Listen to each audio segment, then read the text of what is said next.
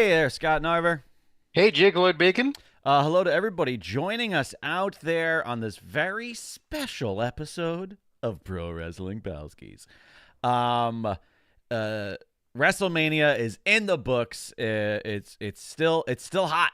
It's still you could still feel a little bit of the sizzle. We're going live Monday morning, where we would generally be with our very exclusive elite members of the Pro Wrestling Palskis Patreon. But we opened this bitch up wide today. Yeah, we went to the bottom feeders. All the shrimp are available to show up and just take all the little scraps that are left over for free. So thanks to everybody tuning in for this, patrons and non-patrons. Before we get into all the things, and there's all the things to get into, we must, of course, acknowledge him. Current PWP World Champion, Strong Style, a.k.a. Gaines. Current PWP champ. If you would like to challenge Gaines for that title for next month, you got to become a championship level patron over at patreon.com/PWPalskis before the first episode of May. Hi, Scott. Hi, Jake. Hi. We have, unlike other recordings, we didn't do a pre-show today.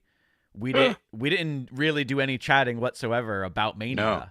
So we're generally, I think you and I kind of have a vibe of like, all right, well, I kind of know where he's coming from today, and kind of know where you landed and where your thoughts are. But this is fresh today. This is We had a bit of knowing how we felt the vibes and such for night one sure. because we both were in Discord Yes. with jokes galore, Yes. and I'd give a laughy emoji to Jake, and Jake would often give me the good work, Yes. Good work. which is saying, Good which work. is equivalent of, oh, that's funny. Good work. Well done. Well done. And it's just a deflating, like, if it was funny, you'd Oh. laugh. Oh, I'm sorry. To me, it's even better than the laughy. To me, it's the like Is it? A plus. Like this is me giving like, oh, fantastic. Then you should put an A plus emoji on there. I'm sorry. If to all the people in the Discord who I say good work to, I feel like now you guys like, oh, he's such a dick, and I think I'm being like, this person. Good work. This person's really gonna know how much I appreciate them. It doesn't read that way to me. I'm curious if it does for anybody else, but Right. good work Um, from you and your old man sweater is like, good work. Another thing, really quickly, just because this is Monday the 8th, in the afternoon, Chris Daria 7, as we know him, in the chat here says may pop in and out to go stare at the sun. There is going to be a solar eclipse here in like an hour. We may just take like a quick 5-minute little, maybe not even 5. There might be a moment where we'll be back in a second. Just A total eclipse today, huh? Jake, heart. I have been privileged to go to many live wrestling events. I've also had the privilege to have many ringside seats available. I've gone to plenty of WWE shows, and I have seen the Big Show and tag matches, and I've seen them standing on the apron. So I've had my fucking fair share of total eclipses, and I am over it. I don't care. I mean, considering how your complexion is with this webcam and the room and the lighting, you don't see. It doesn't look like you see much of the sun at all. We're talking about the sun? You live in an eclipse. I am an eclipse. All right. Well, one last little like businessy disclaimer thing before we get into it. All right. About your taxes? Yeah. All I want to say is Jimmy Carr is innocent, but there are a lot of opinions about WrestleMania.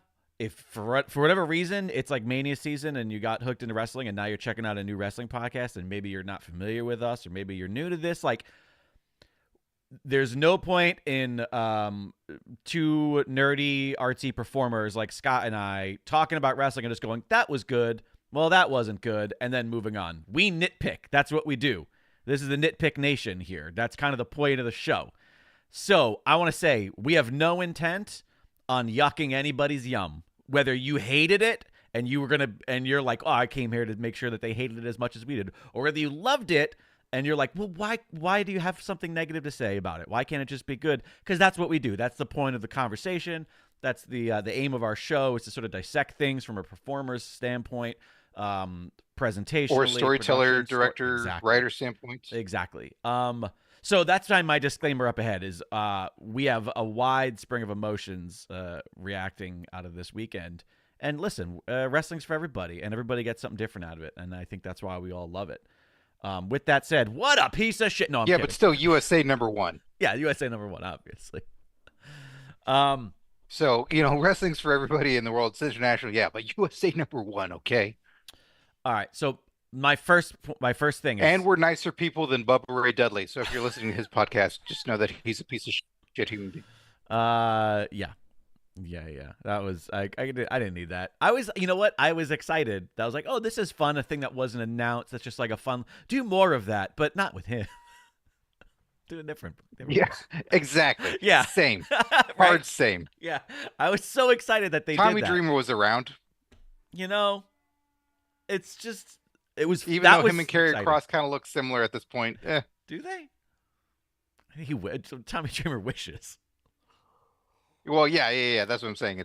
There's a in time. It's a young Doc Brown and an old Doc Brown. So right off the bat, the first thing I want to get into is, on night one, Michael Cole says, "I'd like to say that we should call this the Triple H era." And then on night two, Stephanie McMahon's like, "It's finally the Paul Levesque era." And I'm like, oh, they haven't decided on what they want to call this. And it was constant for 2 nights of a show. I know it was said at the Hall of Fame as well. Like, for fuck's sake, I'm already over this whole. Let's label the era. It's been 48 hours. You know what was fucking great about WrestleMania 14?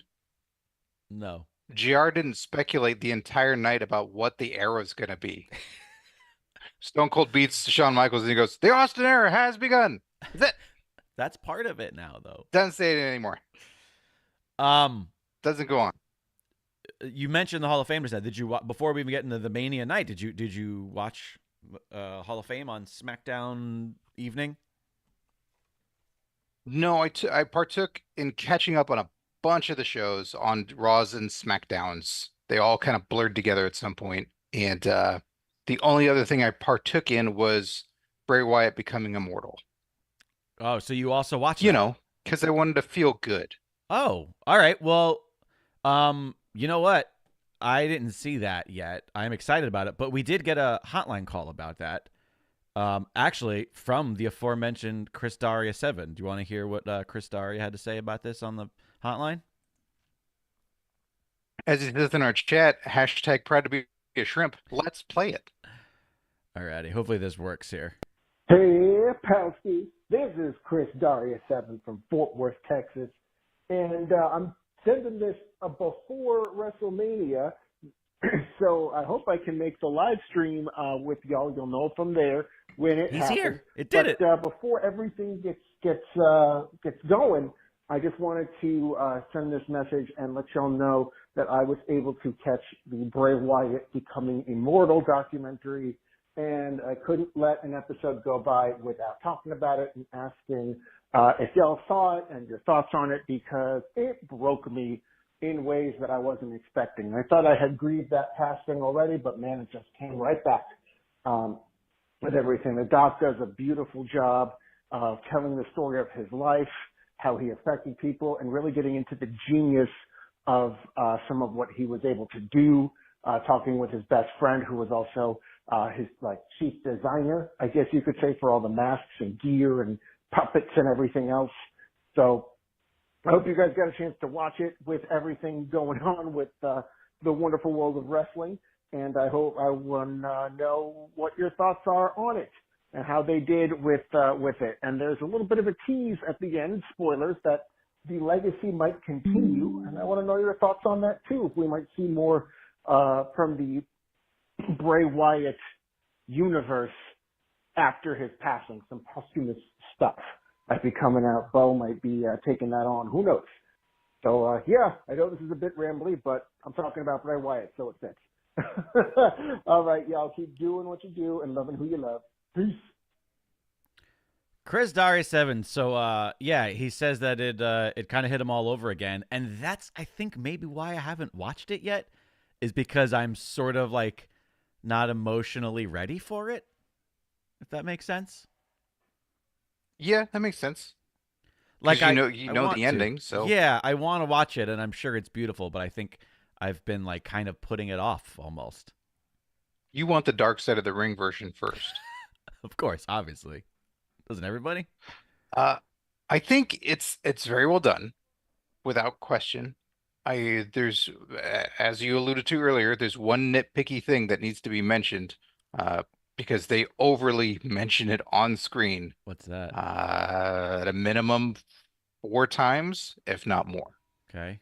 It's constantly letting you know this footage has never been seen before and it's released from the WWE archives. Like, yeah, I got it. I got it the first time you said it. That's I've never seen this footage how before. movies work. So that's, yeah. Yeah, They keep fucking telling, they set something up, and they're like, never seen this in your fucking life. yeah, WWE really likes to sell shit. Like it's we talked about it in our cold open where it's like for only the third time ever, brothers at Wrestle. Like they always love to like put a hook on something to make it seem maybe a little bit more special than it is, and that's kind of what pro wrestling is at its core. But it does seem like at some point Yeah. it becomes a little excessive. Yeah, because it's a documentary that you haven't shown before, with interviews with people that we haven't seen before. Right. So it's already starting as we've never seen Yeah.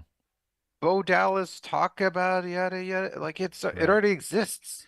Yeah. So It seems why you unnecessary. why you keep telling us this? It's sort of like Um, on night one, we were talking in the Discord about how if you have Peacock Premium, they play ads for WrestleMania at WrestleMania. It's kind of that. It's like, I'm already here. We did it. You done. yeah, tell me about that you have a Survivor Series. There you go. Plus, Uh, play the song that so- says Survivor Series. You know the song WrestleMania. It's a great documentary. They another nitpicky thing that I don't really know if they do this or not. They talk about at a point when Bray Wyatt's really frustrated and that he was difficult. Interesting. You get a few moments of, in between takes of Oh. footage of Bray, and it's like can we be done? Or Interesting. that was good enough. Little snippets, and you go, are those totally out of context? Right. Were those when he was actually frustrated, or did you just find something to That throw in to fit. add to it? Yeah. So for a guy that died young, you're just like, don't pick on him. Right. Don't It's like this doesn't need to be a behind the music. Like not everything has to be like things were good until they weren't. You know what I mean? Like not everything needs the drama. It doesn't have to match up. You could say he was frustrated. Sure. I don't need to see him actually be upset sitting in a rocking chair. Right. It's nice to hear a lot of the talking heads that we get to hear from. Some are a little unexpected. Yeah. There's a nice little feature on Brody within it, Oh, nice. which is really nice on Brody Lee. Undertaker is not a great narrator. Yeah, I thought that was an interesting choice. He's fine at times. When it gets really emotional towards the end and climactic, and I'd say like what should be a lower level downer of a moment, he's going, and then that's when this happened, and Yeah, he's doing like Taker voice. he just gets loud and bombastic and Yeah, takery, not they- Mark, takery. They should have got Stevie Richards to do it. They should have. And yeah, there, as Daria said, there's a tease at the end, which was unusual for a WWE documentary. Right. That there's a Like a to be cave, continued a and a kayfabe. teasing of a wrestling angle, Right. Yeah. Yeah, that is strange.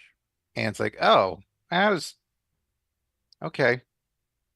So I don't know if are they just gonna do it? Are they gonna roll with it, or are they waiting for everyone to give them feedback on Twitter? Yeah. And then they'll be like, well, we got 50,000 people that said they want it. We're going to do Right. it. Right. I don't know. So that part was a little strange, and I felt just undercut everything I saw. Right. But if that's what the family wants and what they're doing, then that's great for them. Just as a viewer of a documentary, it felt like it was about Bray. Right. Right. So whatever. Right on. It's certainly worth a watch. It is, I say, three-quarters of it. It's very informative and uplifting and nice, and then we get to the sad part. Gotcha. Gotcha. Well, I still look forward to checking it out in due time. Did not watch it, but I did watch a bit of the Hall of Fame, and eventually at some point I just had to tap out, and I maybe I'll try it again. But Scott, you've been saying for years that they need to get the fans out of the Hall of Fame. I'm not that extreme.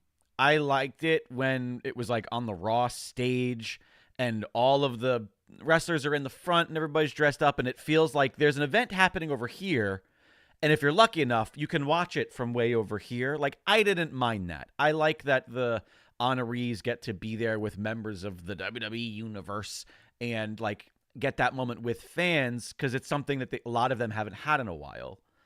But this was... this almost pushed me over the edge of, like, no fans anymore at all whatsoever. They were so distracting, so disruptive, and whoever's... I don't know if they're fucking miking the crowd for SmackDown like they do, but then not adjusting shit. The crowd was so loud through every single speech, and just like like you're at a party and there's just that level of talking that everybody's doing the entire time while someone's trying to give a really important speech. It was fucking unbearable. And I really like Bull Nakano. That it was such a sweet induction, and like she's struggling with English. I don't know why they didn't give NBC, Universal, Peacock, whatever, why they didn't give them the speeches, because they're all just on teleprompter. Why didn't you give them the speeches so that they could just write the speeches out for the closed captioning? Because I tempted to put closed captioning on. And the closed captioning guy might as well have just written question mark, question mark, question mark for all of Bull Nakano's speech. Because I mean, we've seen Shinsuke Nakamura lately doing these cinematic talking to Cody and being translated in real time. Where's that person? Yeah. It was really, really distracting. Andrea Beeler in the chat says, yeah, you could hear people talking, like legit talking. 100%. It was so loud. And I actually watched it in headphones because it was late at night post SmackDown. We had kind of had a long day, and I was like, all right, I'm going to throw on, a little bit of this while we're laying in bed. So I just like had it on my phone and my headphones, just kind of listening. And it was just fucking so annoying, so obnoxious that eventually I had to tap out. We need to get rid of the in the ring audience in the round. At minimum, we have to get rid of that. It's not working. What about muzzles? If you attend the WWE Hall of Fame, you will be muzzled. Do you think so you can clap? Do you think muzzles prevent people and dogs and animals from talking? Is that what you think a muzzle does? Yeah. I've never heard a dog say a sentence with a muzzle on.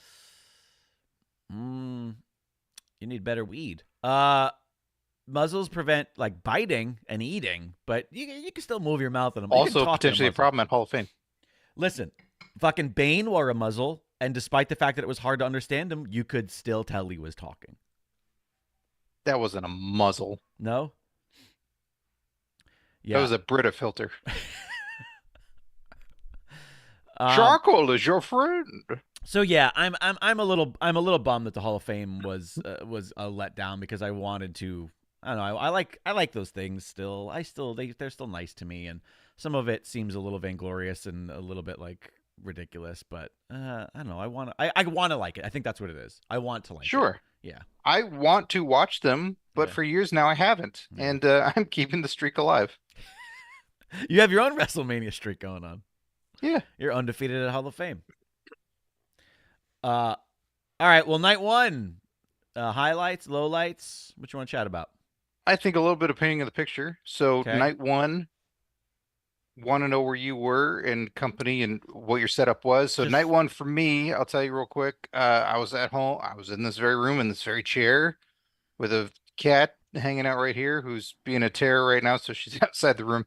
And then we're cat sitting Hucky as well. So Hucky is here laying on the bed as he was doing, sleeping, had snacks. And so just watched here, chill, and was happily chatting away on the Discord in real time and just chatting with everybody, doing jokes, and Yeah. that added to the experience of what night one of WrestleMania was for me. Sure, 100%. Same. Night one was mostly just spent in bed watching Mania on the bed, on the TV in the bedroom with the laptop open on the Discord. It was just So no cousin I was Paul. He wasn't in the bed too? no. Well, I wanted to fit him in between Alexandra and I, but she thought it was weird, and I was like, I don't know why. No, I didn't. Didn't make it to my cousins for night one. That was reserved for night two. But night one was just home, us, just Alexandra and I. Alexandra fading in and out throughout most of it. But it was a very enjoyable experience. Night one was definitely pales in comparison to night two, but I also didn't hate it as much as I think a lot of people were really like had a lot of distaste for night one. Distaste or disdain? Both. Okay. So Andrew Beeler in the chat says, totally agree, Scott. The Discord made night one even better for me. Yeah, that's a must. That's a must do. Is getting on the Discord. Yeah, when you're watching a 4 or 5 hour pre-show of WrestleMania, right, chatting with people certainly helps. So let's run through it. Let's run through. Sure, you got night the card. one. Do you got the card in front of you? I got the card. I got it from this little site called Wikipedia. Ooh. So let's check it out here. Thankfully, Triple H came out to talk and give the soundbite that was played not 3 minutes before of Welcome to WrestleMania. Yeah. So he said it again. Yeah. That was a bit of the start of the night for me. I'm like, if this is what this is gonna fucking be, that we have a moment and then we have it again. Hey, No America the I'm gonna Beautiful, lose my though. mind. I'm not sure if you know this, Scott, but it's a new era. That was the second night. I know, but it still felt like, oh, the national anthem. All right, that's new. Well, it's yeah. I mean, they could have done the Canadian national anthem at this point for one of the nights. You know, I should have. shoulda, didn't.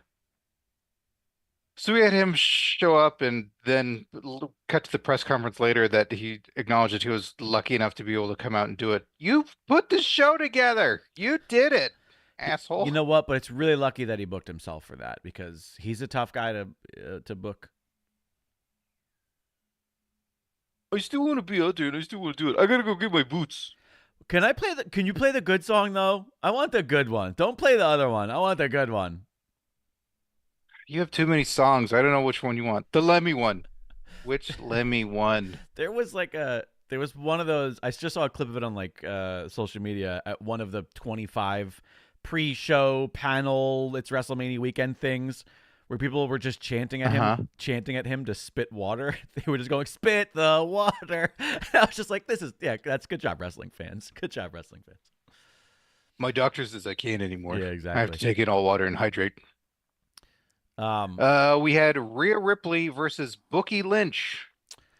Man, in our first match. Fucking Becky Lynch with like a fever and strep, just fucking going out there and wrestling still. That to me was like, oh, I felt really bad for her. But also, it's a testament that she put on as good of a match as she did, considering that's how she was feeling. I feel bad for her too, wearing her book. I liked it. It was fun. Having such a fever and going, I know what I should wear. My book. Listen, all around me. Gotta sell shit. Did that work on you? Where you're like, well, I guess I gotta read her book now that she's wearing it. It did make me want to read a little bit of it, yeah. Well, she moved too quickly. I couldn't read any of it while she was wrestling. That's why you gotta take your outfit off. Hey, talking about. Hey, let me read them knee pads. Yeah. It was right on there too.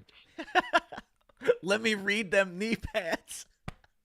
That is the best fucking hookup line I've ever heard in my life. Hey, let me read them knee pads. Well, I'm gonna jot that down for later. What are you doing? I thought this was great. I think for me, Rhea is so great, so exciting right now, so energetic. There's no mailing it in with her. If she's mailing it in at any point, it is so difficult to tell. Yeah. Just she's living it and she crushed it. Becky was good too. So I was just really into this for that. I was glad the trajectory of Rhea is still continuing Yeah. strong, Yeah, this was well and that was great. booked. This was a good decision. I'm glad that Becky didn't take this from her, even though I love Becky. And, I think I think Rhea is now at the beginning, well, maybe not the beginning, but, first act, end of the first act of where Roman was for the women's division. Like, they're really doing a great job of making this character really important. And it feels like that title is the more important title, even though, placement on the card and all that nonsense. Right. Yeah. Well, 'cause even placement on the card for this,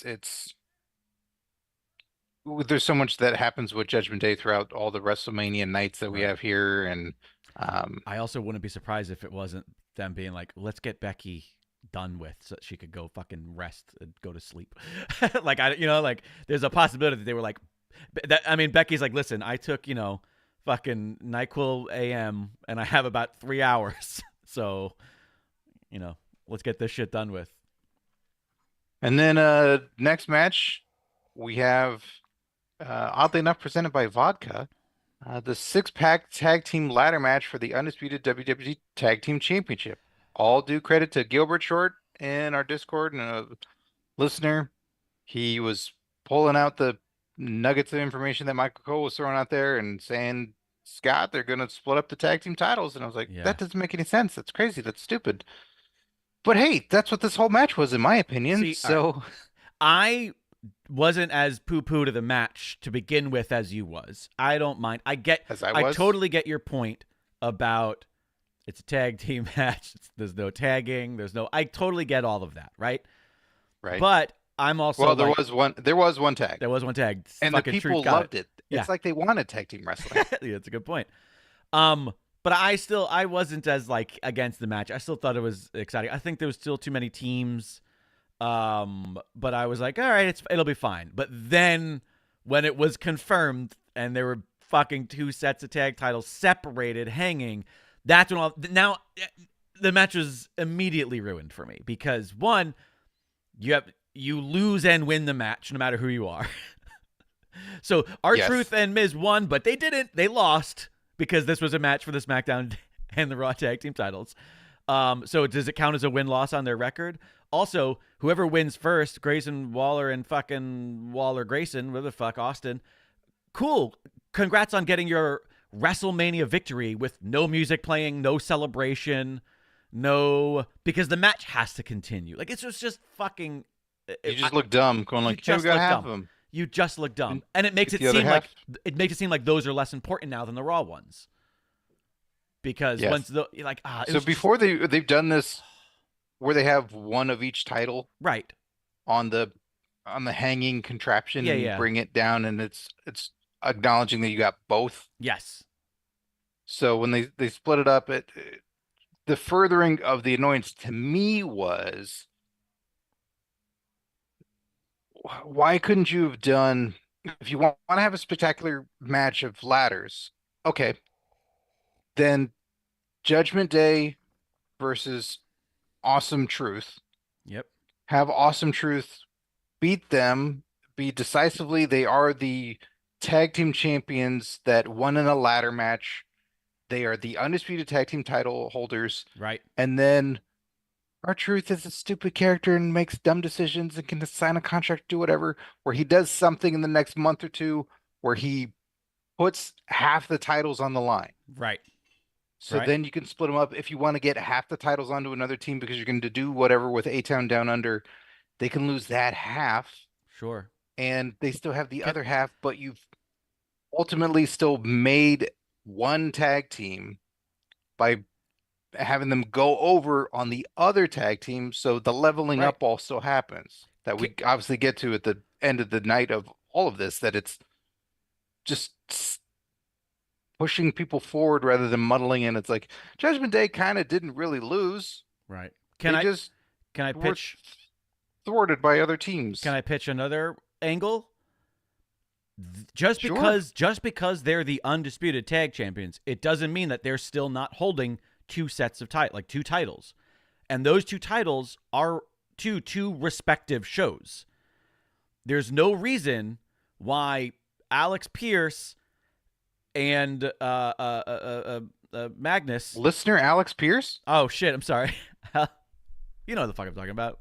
Adam Pierce and Yeah, he's been a longtime Patreon yes, uh patron. of the There show. we go. Yeah, yeah. He's a great listener. Okay, let me finish. Alex Pierce, wonderful. So what do you have Alex Pierce do? And then what maybe Alice Rader? Yes, You want her so involved in this decision yeah, as yeah, well? yeah, yeah. The famous team of Pierce and Raider. No, you've got Adam Pierce, and you've got a guy whose name I still can't pull right now because I'm fucking exhausted because I've just watched 25 hours of wrestling. You have them have their own shows. You had it, Brutus Magnus. Thank you. Respective number one contenders, right? Well, here's a SmackDown Championship number one contenders. That's great, but here's the Raw number one contenders for tag team titles. You have both of them saying, like, the Undisputed Champions need to face somebody at Mania, and then you have them being like, well, guess what?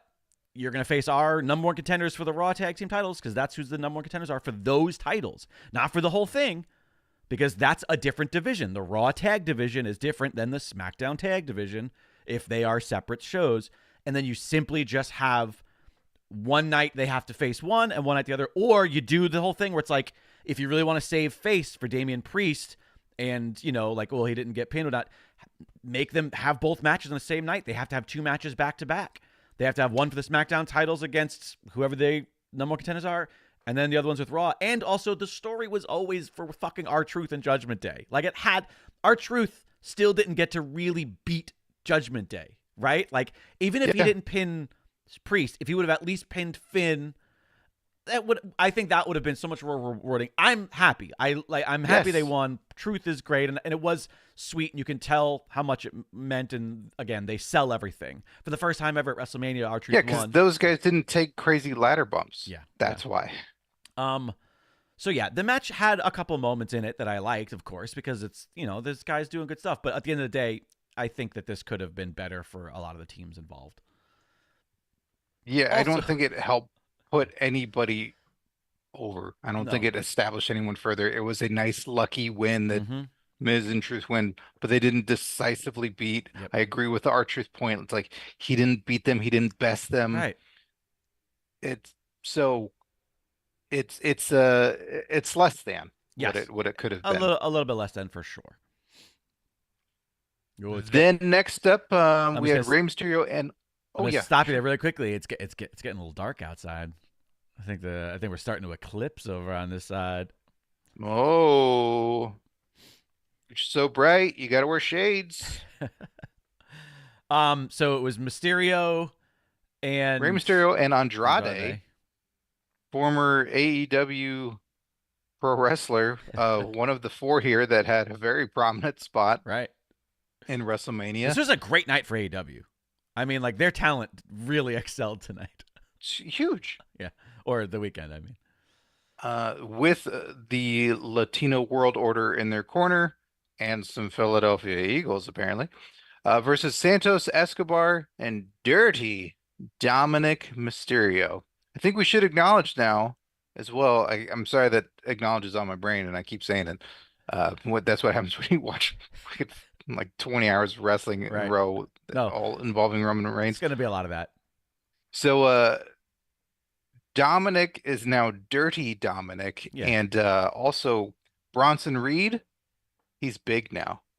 Big Bronson Reed? He is. It's not just a Vince thing. You know what? We might have to do an episode one day about all things big in pro wrestling. Yeah, because there's another big. There's no other words that encapsulate big. Just that. By the way, I just want to say, I know that there's construction next door, and I can see out the window right now to the house that's being constructed, and all of the construction workers are outside right now taking photos of the eclipse with their cell phones looking directly at it. Every single one of them. Early retirement, fellas. There's 10 guys out there all doing this right now, holding their phones up. Oh, we have fun. So I thought this was fine. Like it had its place on the card of, hey, we need a little buffer in between something that was fucking crazy, and we're Yeah. gonna be getting into a family feud here, so kind of a feel good match, and you have more family feud going on with Right. father versus son again. I think this was a reminder, for me especially, and I think for many fans out there that have double dipped in AEW and WWE, seeing Andrade and seeing that Andrade was so impressive in NXT and doing Yeah. so much great stuff, hops over to AEW. And for me, I was like, yeah, this guy used to do a lot of cool shit, but now it's just all over the map. Yeah. So watching this match, he does some impressive things, but it's just contained. Yes. It's not, Yeah. hey, I want to do 40 things. That's nice. You can do four. Honestly, he looks like a fucking star in there. With like out of everybody in this group, I know Ray's like already a Hall of Famer, but like out of everybody in this group, and there's a lot of guys in there who are insanely talented and I think are great wrestlers and who I'm invested in. But that dude is just he looks like a fucking star amongst this I like entire group. Santos a lot too. I really do love Santos. I've talked about like he's got a great look. In fact, the two of He's them. he's so much more fitting as a heel. I Yes. think I checked out when he was a face, and so it's like, yeah, you're kind of generic Yeah. and nothing there, but he's got a Yeah. good sneer. He has like a Sabu sneer. Oh, Sab sneer. Sab sneer. No, that's one of the guys from the group with Jinder Mahal. But yeah, this was fun. I mean, it was unoffensive. It wasn't. I wasn't invested. I didn't care. But it was a good showing for everybody else. And another like two giant stables and Weird fucking ending. very weird ending though. Yes, very weird ending. That two masked guys come out, and you go, those look like white guys. And Yeah. Pat McAfee on commentary going, two legends, and I'm going, I can't tell. Or those guys from the Hall of Fame? That can't be the U.S. Express. That doesn't make sense. Why the fuck would they I mean, take off the masks and then McAfee's going off how they're Philadelphia Eagles? yeah, I don't. I'm going, why did the Philadelphia Eagles do more than Carlito? I don't watch football at all. The second that they popped up on screen, I went, "Oh, I guess these are Eagles players." I just said it immediately. I guess these are Eagles players. They're in the Eagles colored Ray masks, and they look like Eagles players. And the thing that I could think of was like, are there like no Latinx members of the Eagles that could have come? You found the two biggest, whitest guys. Yeah, two white saviors to come in to help come in out. for the LWO. Like that was that kind of wasn't fun watching the LWO in great. there with these two dudes. But yeah, I thought you probably could have had those guys show up in another match. This yeah, didn't seem like the one because there's no connective tissue for this. No. Like feel good. I This haven't is seen that all the feel shows, good. but Yeah. is Andrade like, I can't wait to go to Philadelphia. The Eagles are just the best. Right. And then we get into Jay Uso versus Jimmy Uso. And we also get into some heavy into the sponsorship. So I want to bring up one thing real quick Okay. when it comes to the sponsorships that I don't think I brought up in the Discord, but it's been plaguing my mind all weekend. Yeah. Dude Wipes Yeah. was a prominent sponsor Oh, they were everywhere. We were talking a lot about dude wipes here. of WrestleMania 40. Dude Wipes being a sanitizing wipe that you use for when you go to the bathroom to wipe your backside. How is it that WWE, a company that right now is dealing with allegations with their former boss and owner, who is accused of shitting on a former employee's head, that then all empowered WWE right now go, you know what we should get as a sponsor and throw it all over our WrestleMania? Dude Wipes. That's a good idea. You know, I didn't put those things together, and I don't think most people did. I think you have a unique mind where you're always looking for the comedic connective tissue. And Right. that tissue is Dude Wipes. Boom. There it is, kids. There it is. Do you want to talk? Do you want to? That's crazy, don't you think? It's no There's different. so many candy bars. They had fucking like 4 drinks. Yeah, and I'm not exaggerating. every candy bar looks like a poo. So how come you ever see a Snickers fall in a pool? Guess what? That shit looks like No, poo. it's a Why did Baby they do Ruth that? is the joke. I know. Yeah, no, I get what you're doing, They but had I 4 get it. fucking drinks. They had Yeah. Agua Frescas and fucking Prime and Yeah, I know. vodka Beverage, and a lot gin of and beverages. juice. Do you want to But play a little? wipes. Want to play a little That's hotline insane. call we got about the ads? Sure, let's hear from Vince talking about dude Because wipes. you weren't the only one who was really heavy on the ads. All right. Hey guys, it is Mask Llama of the Legendary Fighting Federation, aka Spits of Retribution.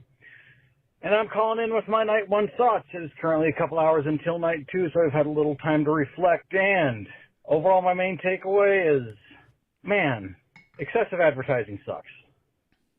Like, they starting to flash up tiny ads in the upper left corner of the screen, very distracting.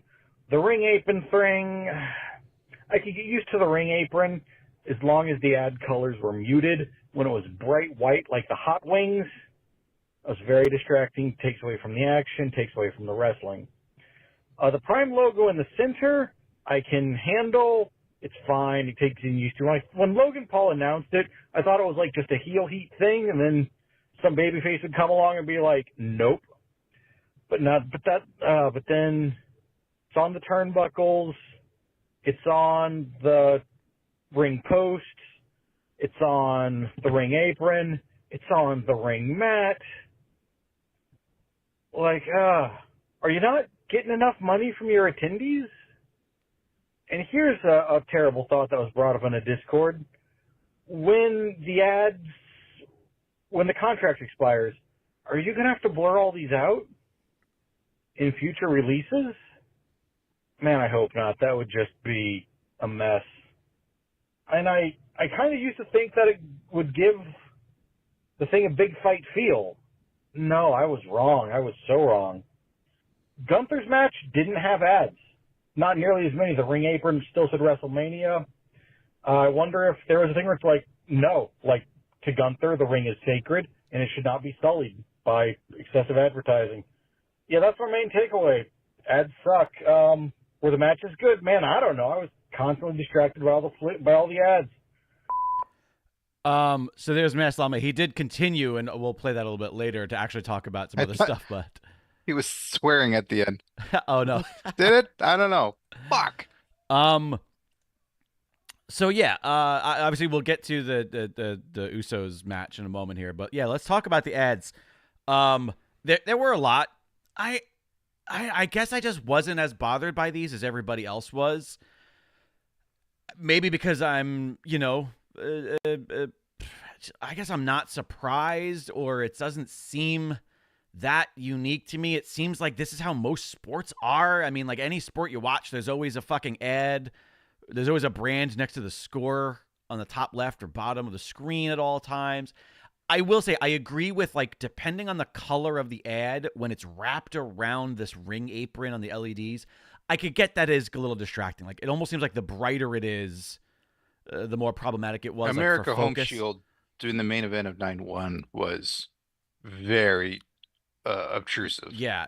And like so that was I the get one that, I yeah. noticed the most of, like, Right. ugh, Yeah. It's, what am I looking at? yeah. Yeah, I don't know. Some of it did, but also the way I'm thinking of it is like, I don't know, fucking rising tide raises all ships. If this is more money for the company, then hopefully it's more money for the talent and more money for everybody else. Like, I don't know. I like to No, think that That's not true. this is good for business. It's just, this is good.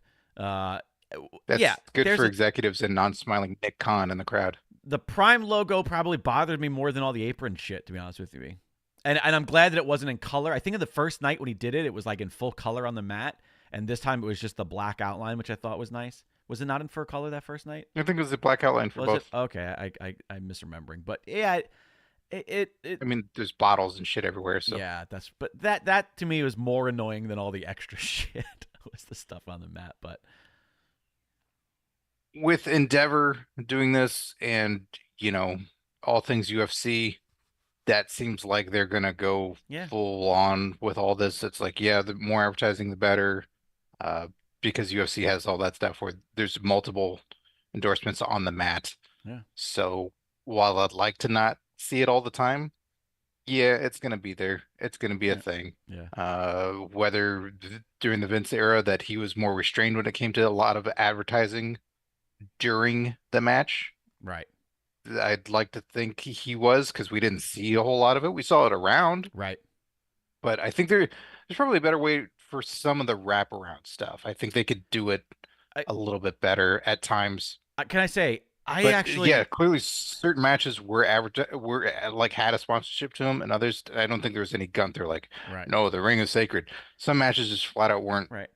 I I don't know if it's up to the advertisers that they want to buy whatever it is, but Right. To me, just wasn't one of them. the apron is more irritating than the ring barricade.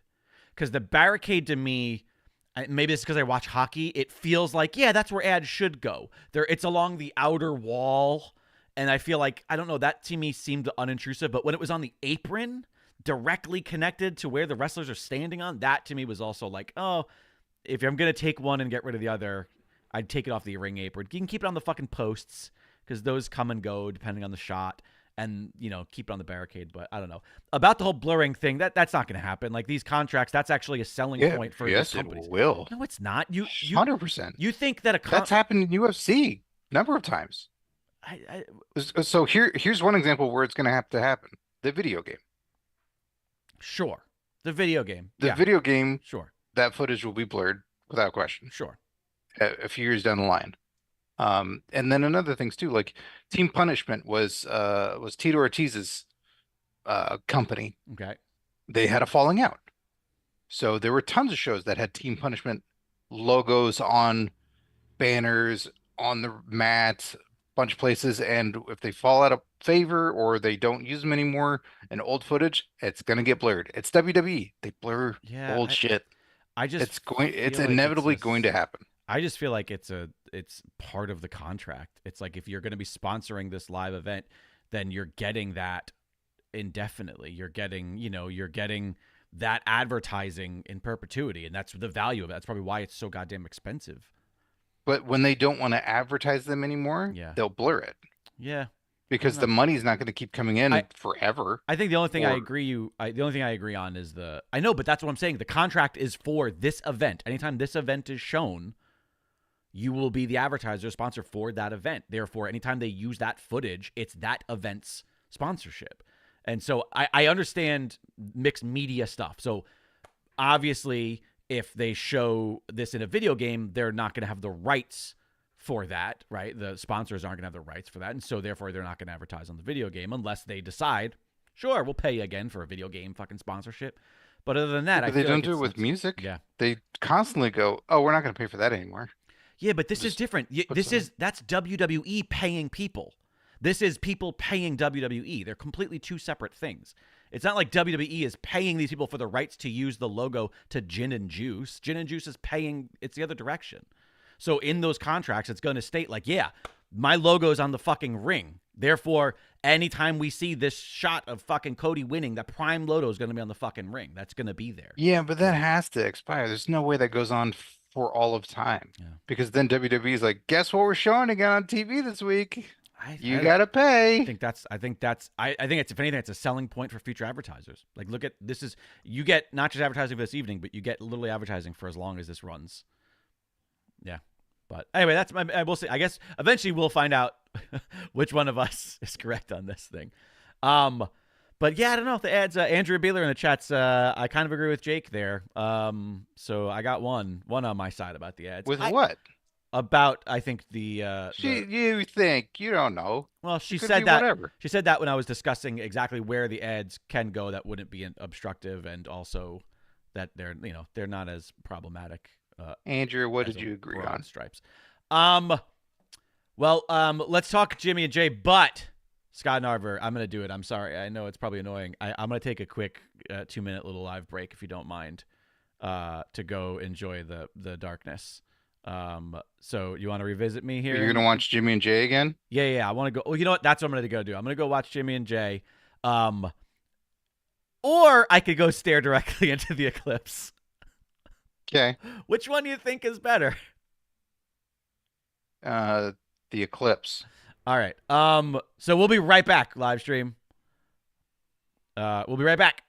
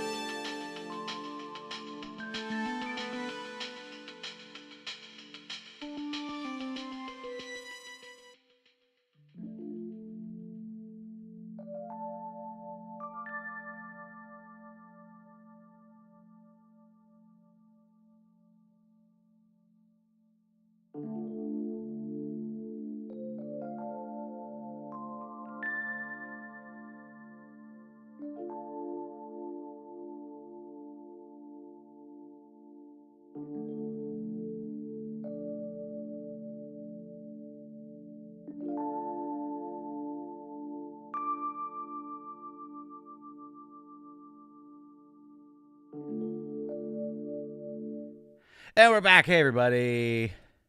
Thanks for putting up with that. God, I'm winded from the stairs. There's a lot of stairs. Looking? Oh. It feels like Melancholia out there. Remember that movie? Did you ever see that movie, Melancholia? It's fucking eerie and cold. Did you mean My Stepmother's an Alien? Yeah. What did I say? Some melancholy. I don't know.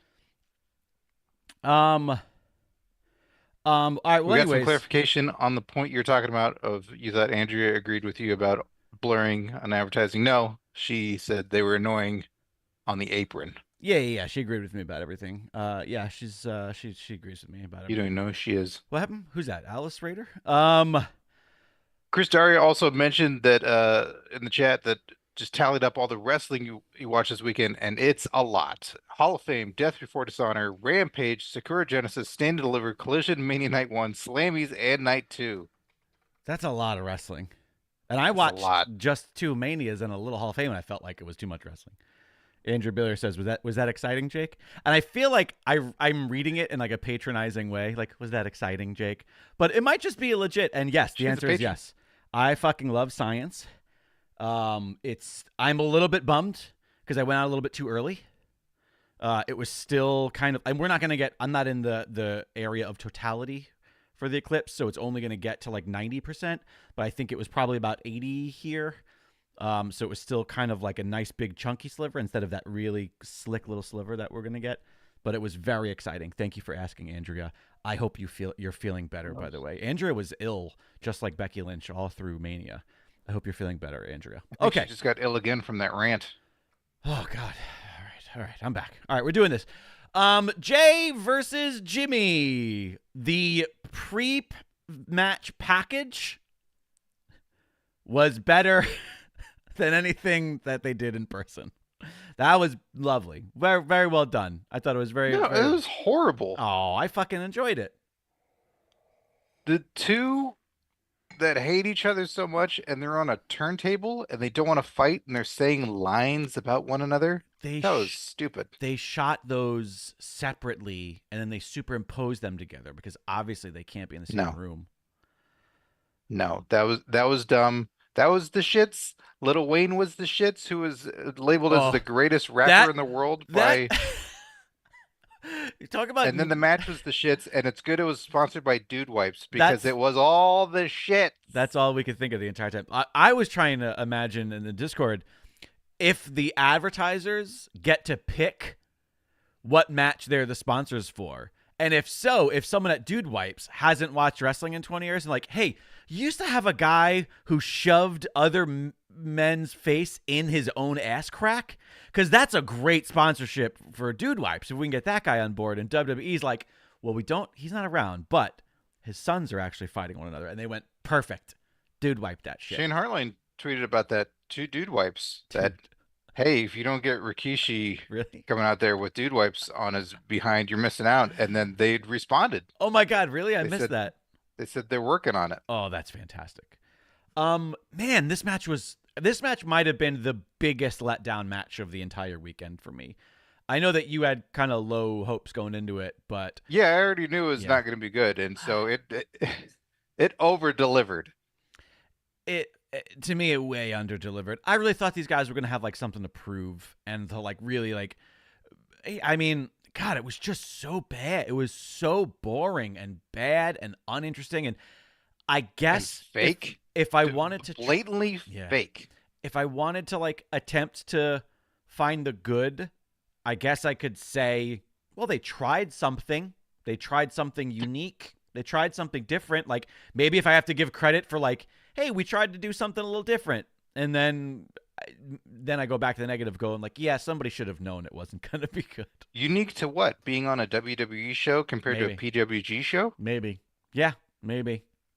God, or the Young Bucks? Like it was bad. Like they didn't, and this is the detriment of house shows, that they don't get to do this for months and months and months on a house show to figure out how this can actually work. I don't know if internally they were happy with it and all went well and handshakes galore and everything, but no, it was a dud. It was bad. It was real bad. if I can be honest with you, like I think it set both these dudes back quite a bit because I love the Usos. I think they're arguably one of the greatest tag teams of all time. And guess what? They're going to stay that way. I'd argue that. I think they're very fun, but as singles, I've not seen them a lot. And the times that I have, Yeah. Jay at least, is Jay bad at singles wrestling? Maybe. I don't know. It's hard to tell. I've not seen Jimmy a whole lot as singles. Jay's whole like push as a single star was when there was no audience there to know whether or not it was connecting with them, you know? And I had such, it's funny, I think we gotta make a mid-card Jay, I think. Yeah. I had a conversation with Alexandra at some point. Name drop. I don't remember, actually. Maybe it wasn't. Maybe it was my cousin or somebody. Well, somebody, of course, of the weekend talked about, like, they're overacting so much. And I was trying to justify, like, here's the thing about all pro wrestling that we watch on TV is that there's two shows happening simultaneously. There's the shows for the cameras, and then there's the shows for the crowd. And in my opinion, the crowd show needs to take precedence because the crowd is the biggest character on screen, right? It's all about the reactions. And so I tried to say, like, yeah, you have to realize, like, the wrestlers are playing to the back of the room just like a theater production. Like, so all the expressions need to kind of be bigger in order to sell to the crowd. And, you know, this is one of those instances where, yeah, Jay, there was never a crowd there to know whether or not his shit was working. It was only the show to the camera. And I think that maybe outside of his entrance and people liking him as a person and wanting to root for him, maybe it's just not connecting. So when it comes to the show for the camera and the show for the crowd, who was the line yelled, "I'm your twin brother" for? I think that was for the people in the second row specifically, not the first row. They didn't to care. Catch them up and go like, they're twins. Yeah, I understand now. Yeah, I don't know. It was bad. The talking was bad. Everything about it was just stupid. Doing the same moves back and forth over and over again, them not working is bad. Is bad. It goes into the watch long pile of maybe we'll watch one of the worst WrestleMania matches of all time, and I think this is up there. I don't want to rewatch it, but I would do it for that purpose. Yeah. Next up, we had you have an eclipse, but there was a storm that came. Jade Cargill, our second of our prominent AEW stars featured here. Bianca Belair, Naomi versus Damage Control, which consists of Dakota Kai, Asuka, and Kairi Sane. This match was fine. It was another one of those matches that it was unoffensive to me, but I also didn't get a ton of it. I think this was really a good showcase for Jade. She definitely looked great. She didn't have to do a ton, which was good. I think this is I think this is what we expected when we did our rundown of WrestleMania last week. I think this is exactly what I anticipated it to be. Yeah, this is what it should have been. It shouldn't have been anything else. It shouldn't have been Damage Control, Right. like getting a one-up on beating Naomi and Bianca and Jade going like, oh, we lost? Right. This stinks. I guess we're not a good trio. It's get them out there, have a flashy entrance, have Jade show up at the end and whoop everybody's ass and look impressive. Like, job well done. Right. And it served its purpose. As you said, unoffensive, like, just great. Like that. Sometimes you need those. Not everything Right. can be dude wipe twin brothers fighting each other. Right. And Brought to you by Wingstop. Be simple. Yeah. So yeah, I enjoyed it. It's solid. Yeah, same. And she looked fantastic. I mean, she doesn't look like a human. She looks like an actual cartoon character. Like it's astounding. Talk about like a presence. I mean, I'm still worried about her, like, being the total package. It's one of those things where I think, like, if we were doing our Bret Hart rating for her, I would be like, I mean, like, the look is she's at a 10, and then like the other two are still low that I'm worried about them not rising enough to match. Well, but that's all coming in time. Sure, I mean, you could say that for say the same thing about Johnny Gargano. It's like, oh, he's twos across the board. What's going to happen? Is he ever going to get better? Right. Next up, we had a match before a match. Sami Zayn got the shit kicked out of him by all people that love him, and then he also damn near broke his hand on the way out in his match against Gunther. This is one of my favorite entrances of Mania. I consider this a WrestleMania entrance. I know that like generally the music hits and there's a crazy thing that happens, but for him, this is where his entrance began, and I fucking loved. I loved every little moment of this. I thought this was another one of those things where it was exactly as I anticipated it to be. It was one of the most memorable matches of the weekend. It was one of the matches of the weekend, definitely match of the night for night one in my opinion. Fuck, I loved every second of it. But I was worried that was it KO popped him in the ear maybe when he chopped him, he did all kinds of shit to him. I was like, watch his eardrums. So, did you find it odd? Try to remove your bias from your love of Sami Zayn. That this match and only one other match that also involved Sami and Kevin Owens, the only matches that had anything around it. We had no interviews from any superstar on any night. We never heard from The Rock on night one, like leading into his match. There was no checking in with anybody. There was no post-match anything. There was no a champion celebrated. We never caught up with anyone in any way. We never had any other pre-moments of anyone coming out. We had just Sami Zayn. Can he do it? Here are the people encouraging him. And then Kevin Owens, Sami Zayn going like, well, I fucking did it. Don't be a bitch. You go do it too. This was it. Yeah. Did that strike you as odd in any way? Did you want more? No. Or... I think that if anything, that less is more in these instances. I like, if we're gonna do so much goddamn wrestling, then pick and choose what the angle or the trope that you're gonna use for any specific story. And I think this was, if this is the only one, then maybe that's what made it so special to me, because it felt special. It felt like, oh, we didn't see this 3 other times, either after or before or wrapped around it. And so maybe that's why it made it unique to me. I loved it. Dude, I've absolutely. To me, it was terrifying that no one was running the show. I know WrestleMania Night 2, no one's running the show because Cody called them out. But we walked through Gorilla with Sami Zayn, and no one is there. In fairness, the main little desk area that's tucked away in that corner, we didn't really see that. So he might have been, Triple H and others might have been tucked away in that corner without us really seeing it. Didn't catch that. I'd fucking love to see a cell phone camera of all of them like huddled up, like, no, stay out of the frame, stay out of the frame. No, I mean, I don't know. I could picture the way the camera was on that specific lens, focal length. I could see that you just didn't see it, that they were just standing there and it just passed them. Show Billy Kidman sitting there. Like, who gives a shit? Like, doesn't matter. It was weird. Show Joseph Park.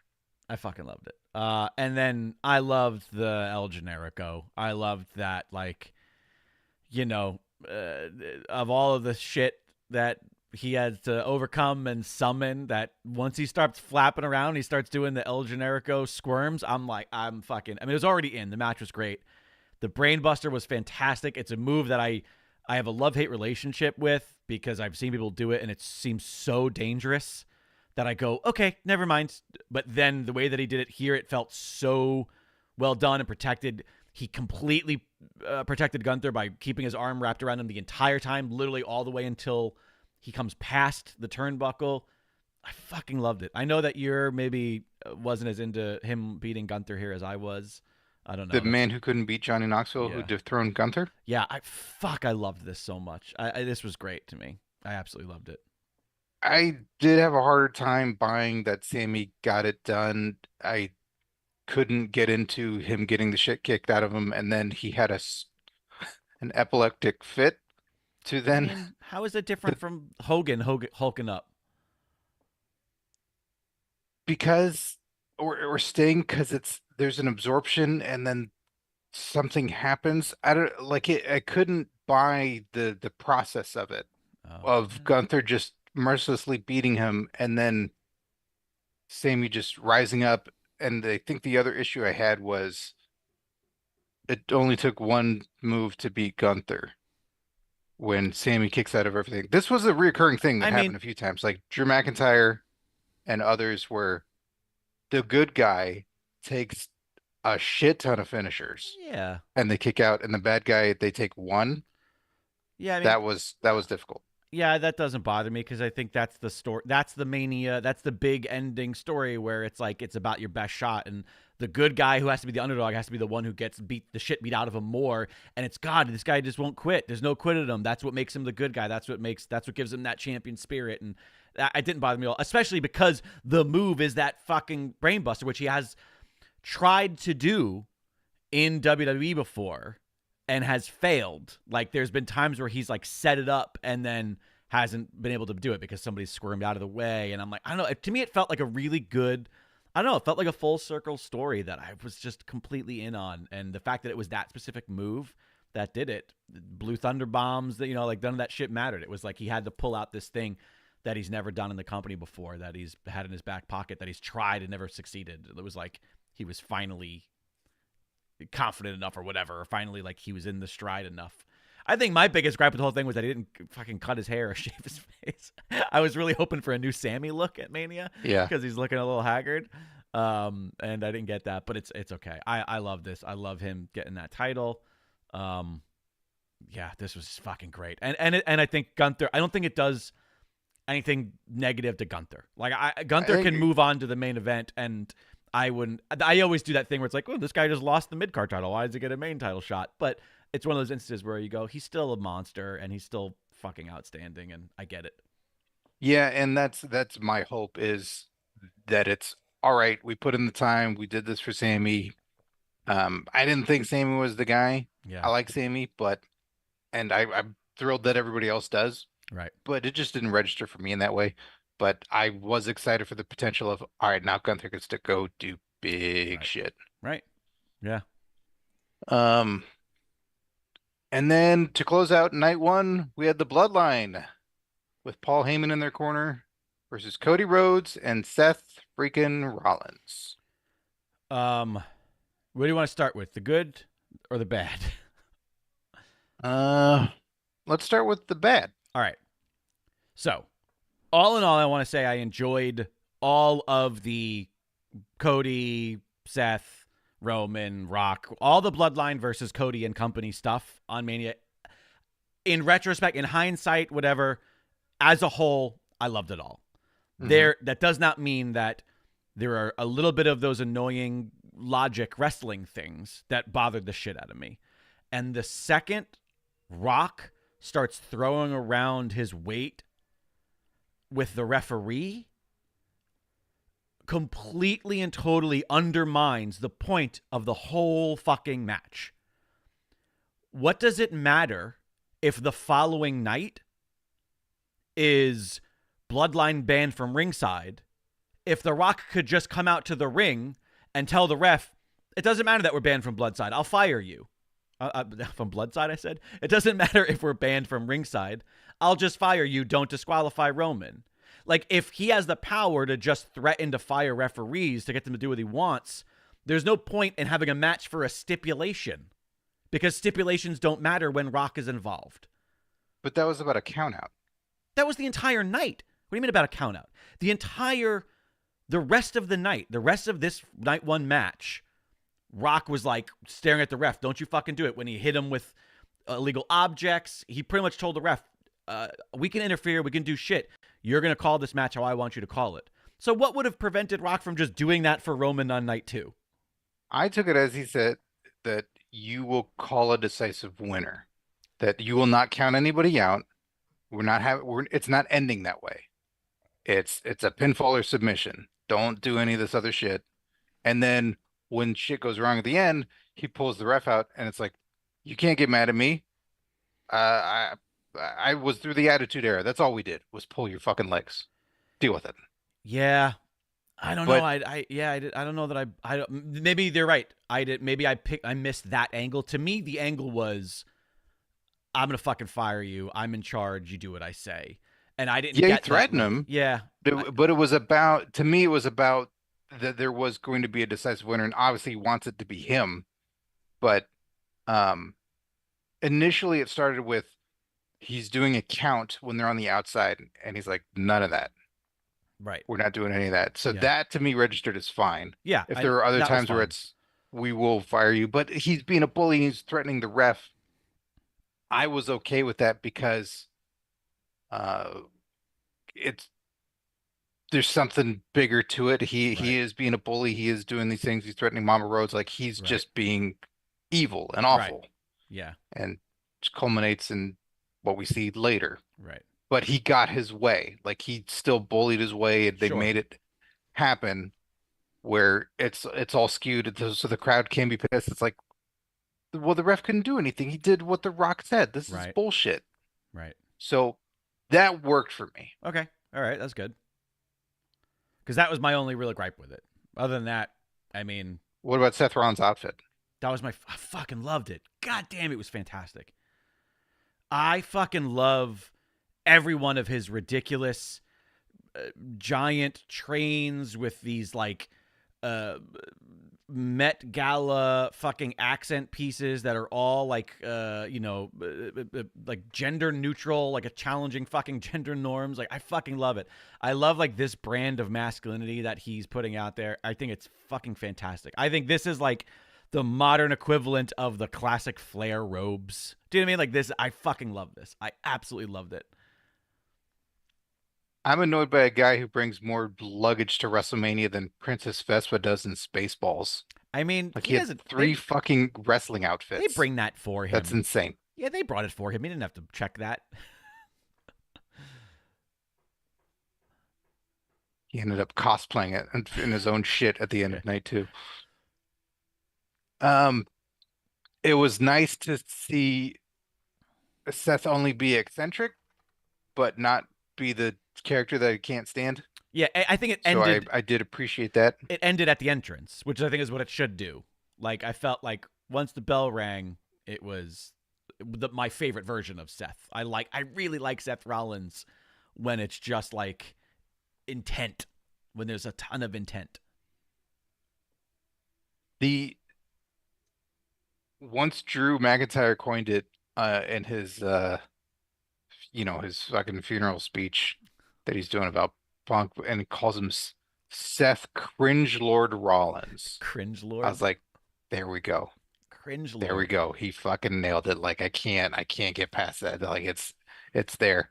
I thought the overall the match, yes, long. It clocked in, looked like according to Wikipedia, the bell to bell was 44 minutes, 35 seconds. Right. I think the second act of it went a little long and wasn't as tight, and that's the tricky part too of they've got to fucking choreograph all this in a hotel room Right. and try and make the timing work and everything. Yeah. I think otherwise the beginning, the end were both very strong. Right. I think one other nitpick criticism that I would have done for the masses of it all, because we had Rock and Roman on Jimmy Fallon. The Rock has been advertising everywhere, and you can tell everybody that doesn't watch wrestling or that maybe only watches wrestling a little bit casually for WrestleMania, they did a great job. Seth Rollins came out real fast for his intro. He's in the ring. Yep. Cody Rhodes came out real fast for his intro. He's in the ring. Rock, sure, extravagant entrance, Right. big, huge. He's got the fucking cool Ali title. Yeah. All that's fine. Yeah. Roman, hurry the fuck up and get out there. Yeah. No, I agree. Get out there and get started, I because agree. we're gonna have to sit through Roman on night two. Yep. Have that be the longer Roman entrance, and maybe you can hook people that they'll watch night one and go like, that was cool. There's more tomorrow. Rock's gonna show up again. I'll watch again. I think people potentially checked out once they saw Rock and they're like, oh my God, this fucking taking forever. I don't know who this other guy is. I guess he's family, but I don't want to watch anymore. And they're just done. Yeah, I don't know. I get that point. I think that you and I and other, I dare I call us week to week wrestling watchers, because we are not anymore. But for the most part, lifelongers, like I think we might exaggerate and have a shorter attention span for the long entrance that doesn't have anything exciting in it than a casual viewer might, because it might sell that anticipation and that like, oh shit, like why is this like, why is this such a big deal? I don't know. But now when you Trying to don't play know devil's who it advocate. is, Yeah, I don't know. when you know who the one guy is, when you know who the gatekeeper is, when you know it's Yeah. like, that's Rock, and then everything was impressive, and you I go, had Rock, and you go, here's the other guy, and you go, I don't know who this is. I had more of Why a does it take problem so with that fucking Ali title, to be honest with you. That was the other thing. Let me nitpick about. Because for the casual viewer, oh, Rock is the champion? Oh, I didn't know that. Oh, sweet. Rock. I didn't realize Rock is the champion here. Wait, why is the other guy They got a said. belt?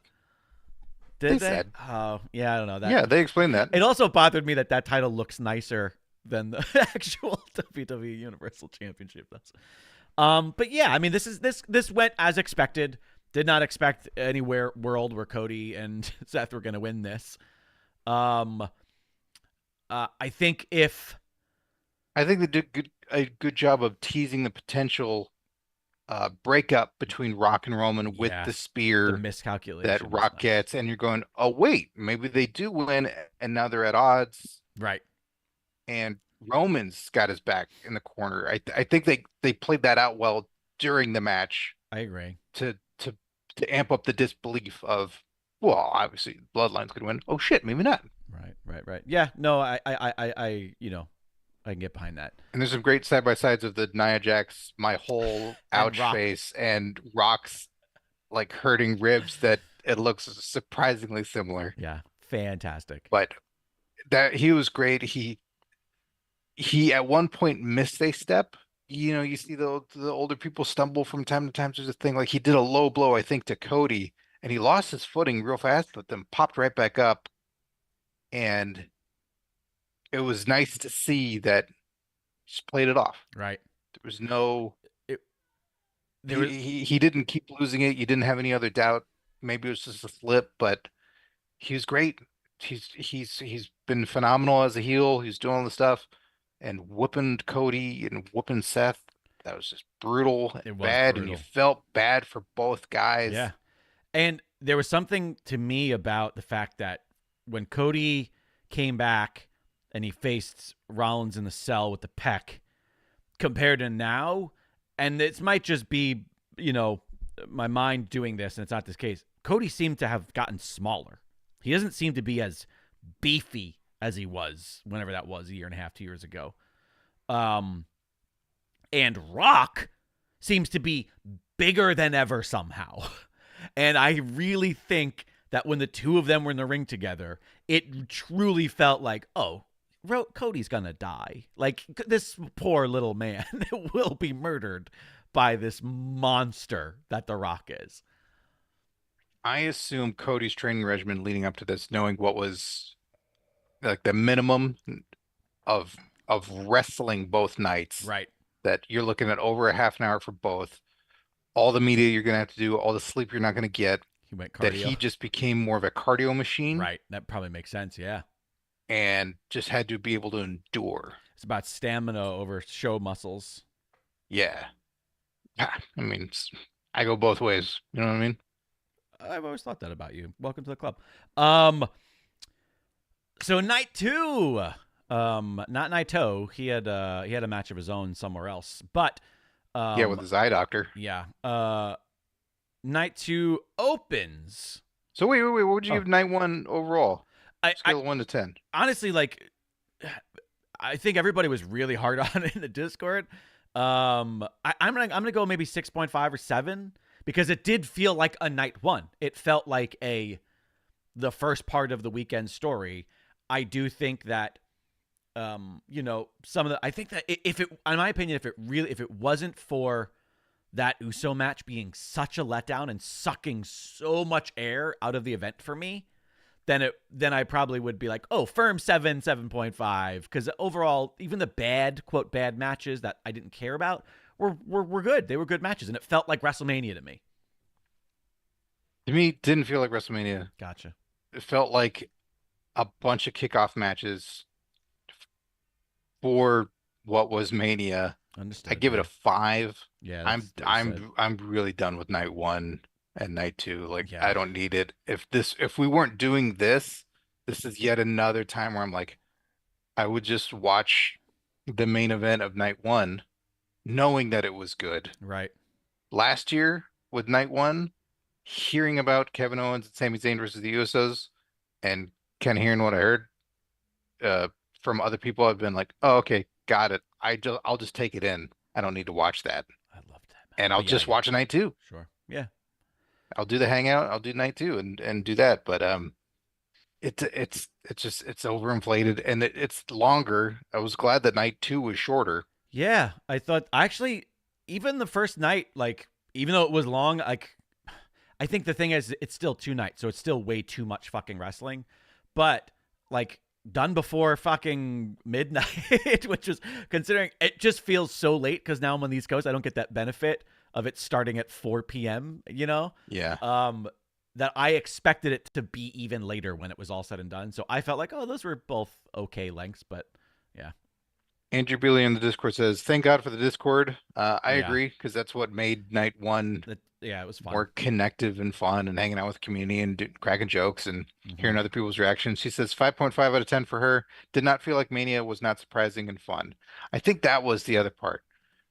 For a large part of it, it lacked fun. And I think that's just part of a whole show that we'll get into night 2 here in just a second, but night 2 had some fun moments. We should get into it quicker than a second because there's gonna be a long we're gonna run an entire length of Mania just doing the Mania recap today. Nice. All right, so night 2, we open things up. We've got CM Punk at the commentary table. Oh, it's so good. And we also get a return of a McMahon. Oh, and yeah. no, everybody, it's not Linda. It's the boring one. It's Stephanie. And does she tear her quad? No, she doesn't. We don't know that. Together. Yeah, she comes out and welcomes everybody to WrestleMania again. Still welcome. And via the press conference later, we found out that really excited Triple H, and he seemed bothered that he had to do the press conference and not plow his wife. Gotta do what you gotta do. Gotta do what you gotta do, Triple H. By the way, this was apparently booked internally as Triple H welcomes people to night 2. And apparently, like, people didn't know backstage that she was going to go out and have a little moment. I don't know why that was kept, or if it was changed last minute of Triple H being like, you go do it. I don't want to. My heart, it's so, do you know how far away that ring is? God damn, that ramp is so long. It's like Jiggly Bacon with stairs. I just can't handle it. Just can't handle the stairs. So a very shocking moment to be sure. I haven't read any news today. I haven't checked any of that stuff because speculation. She's back with the company. Is she now? Says she has. I don't know. Board of directors. I don't know. I did see that she's officially back as an employee of WWE again. I don't know what the position is. Well, maybe next week when we do news, we'll figure that out and talk about that. So we had CM Punk on commentary.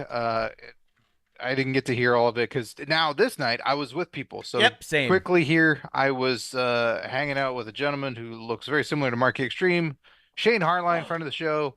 I was hanging out with some AfterBuzz crew people, Tom Connolly and Christian Rosenberg. Just getting my Rosenbergs all mixed up in the head there. And it was fun. Snacks and hanging out and more jokes and silliness abound with people. So I didn't participate in the Discord that night. Same. And just had a good time hanging out with some peeps that I hadn't seen in a long time, catching up. Hard Same was at Cousin Paul's.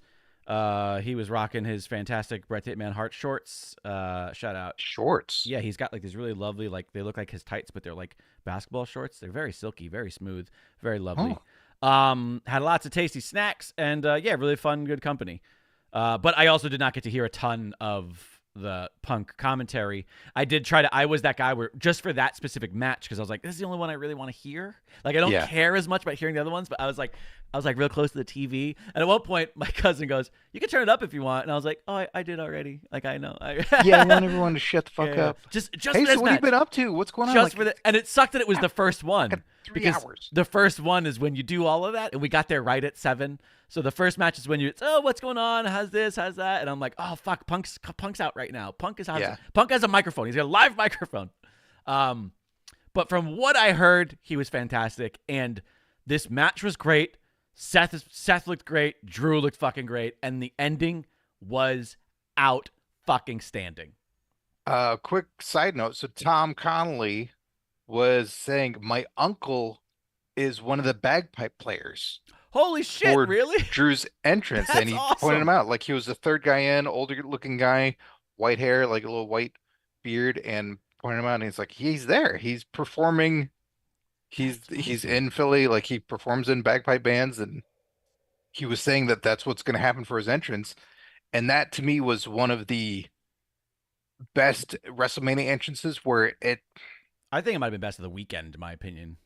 yeah, like sometimes the entrances get so absurd or Yes. ridiculous, like what Seth's was, where you're going, I'm sorry, is this a production of Once on this Island? Like, what the fuck am I Right. looking at here? Yeah. I don't know what this means. It's elaborate, yes, but what is going on? Drew's was fitting. Yep. There's swords, there's a fight feel, and it's Yeah. tradition, and Right. that was just cool. And I agree.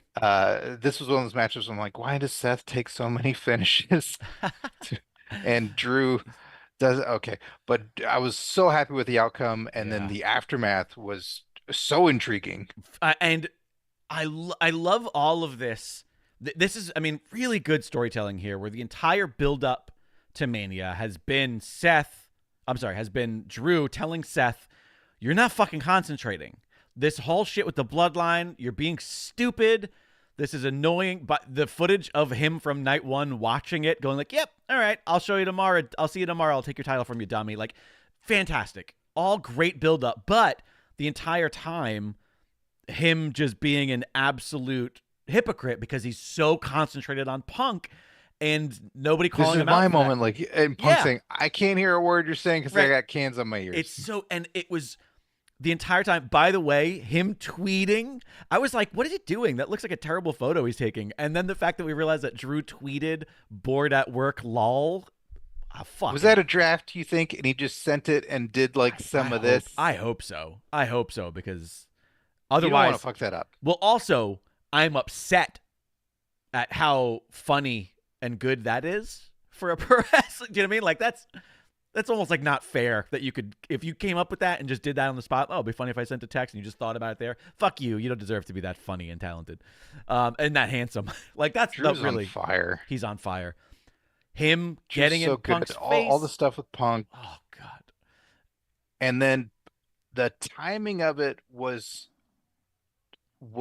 so well done because you're going, it's over. Right. Drew won.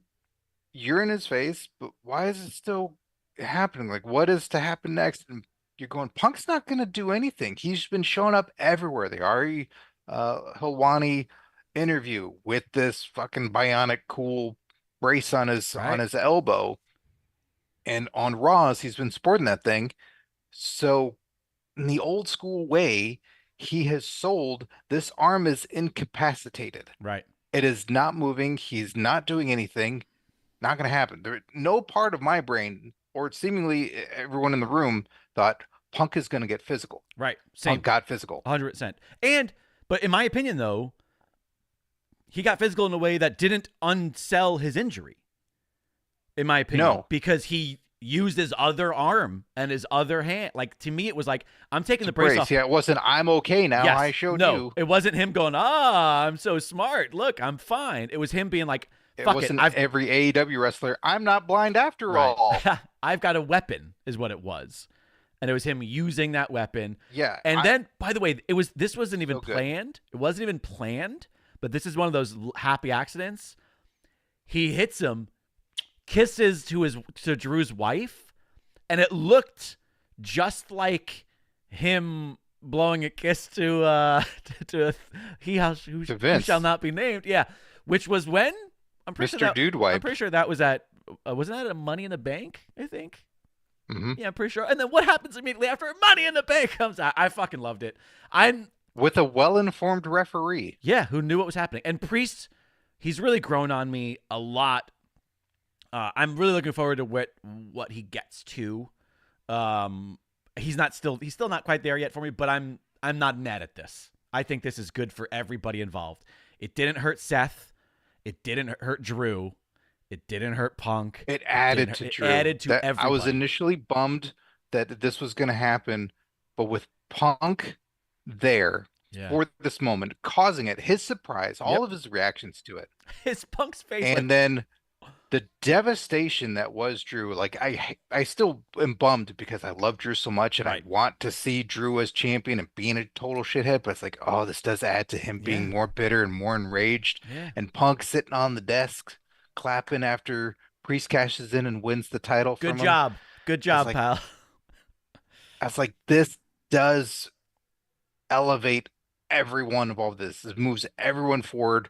This does like what we're saying about the tag match with the ladders, like that didn't do that for everybody. This did it for everybody in huge ways. Um, so yes, it was great. I cannot wait to see what Drew does now. Yeah. Honestly, So excited. just kind of broad strokes really quickly for the entire weekend. I can't wait to see what everybody does now. This is one of those manias that feels like a really good season finale where I'm excited for almost everybody. I'm fascinated to see what happens with the bloodline. There it is. There it is. What? There's what? Almost everybody. Not Well, everybody. I mean, there were some people I didn't care about what they were Do you doing. really going give a into shit what this. Naomi's gonna do? 100%. 100%. Will the glow ever go away? Who knows? What will New Catch Republic do? But what else? Well, yeah, let's start working our way. We're going XL here. We had the Philadelphia Street Fight with a surprise Bubba Ray Dudley as special guest referee, what we said. and Yeah. and tables. Do we know how to set him up? Do we not know how to set him up? Bobby, the Is second this they were guy doing too that, heavy? Is he I was not? like, Bobby, it's not set up. Look, the leg's not done. Fuck, god damn it, Bobby. But you know what? It Kendo was sticks. fun. Can They- we obliterate them? They handled it well. I think again, if we're nitpicking, having this match on the same night as the Bloodline Rules match did seem to me like, oh, don't do the tables this night, because the second Cody brought the tables out later in the evening, I was like, yeah, we saw this already. And even though it didn't really come to fruition, it still felt didn't. like, yeah. So But they did garbage matches for both the Yeah. second match of the night, Yep, which I thought was an interesting layout of how Yeah. they're going to do it. sure. And yeah, this was, hey, you get a bunch of crazy shit.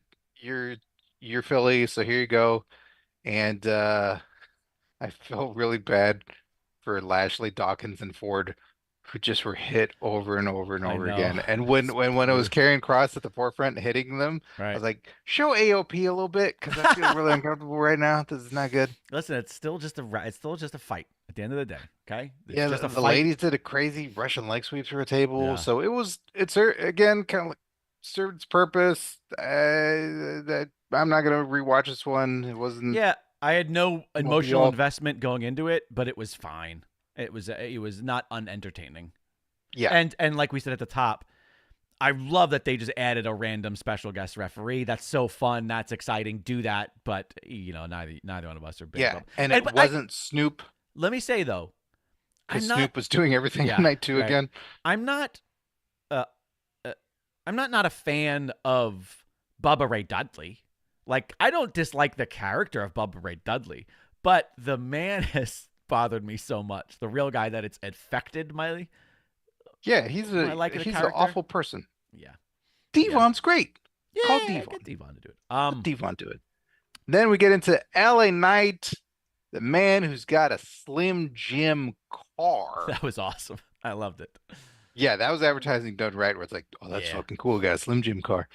Versus AJ Styles. This did not disappoint for me at all. I was way into it. I thought it was a great showing. Again, kind of one of those matches again where it just served its purpose, but it felt like an intense feud. Yep. And it was one on the card, but damn it, was it good and helped both guys. Yeah, this is one of those, like, I know that LA Knight's his career's not new by any means, but this feels like one of those, like, first big moments in a career for a very huge trajectory where it's like, Yeah, beyond the Saudi title match that he had with Roman, of course, and that for four fans that are newer to LA Knight, yeah, it was, that's pretty big, pretty quick. But like this is the stories that he needs. yeah, and to AJ build.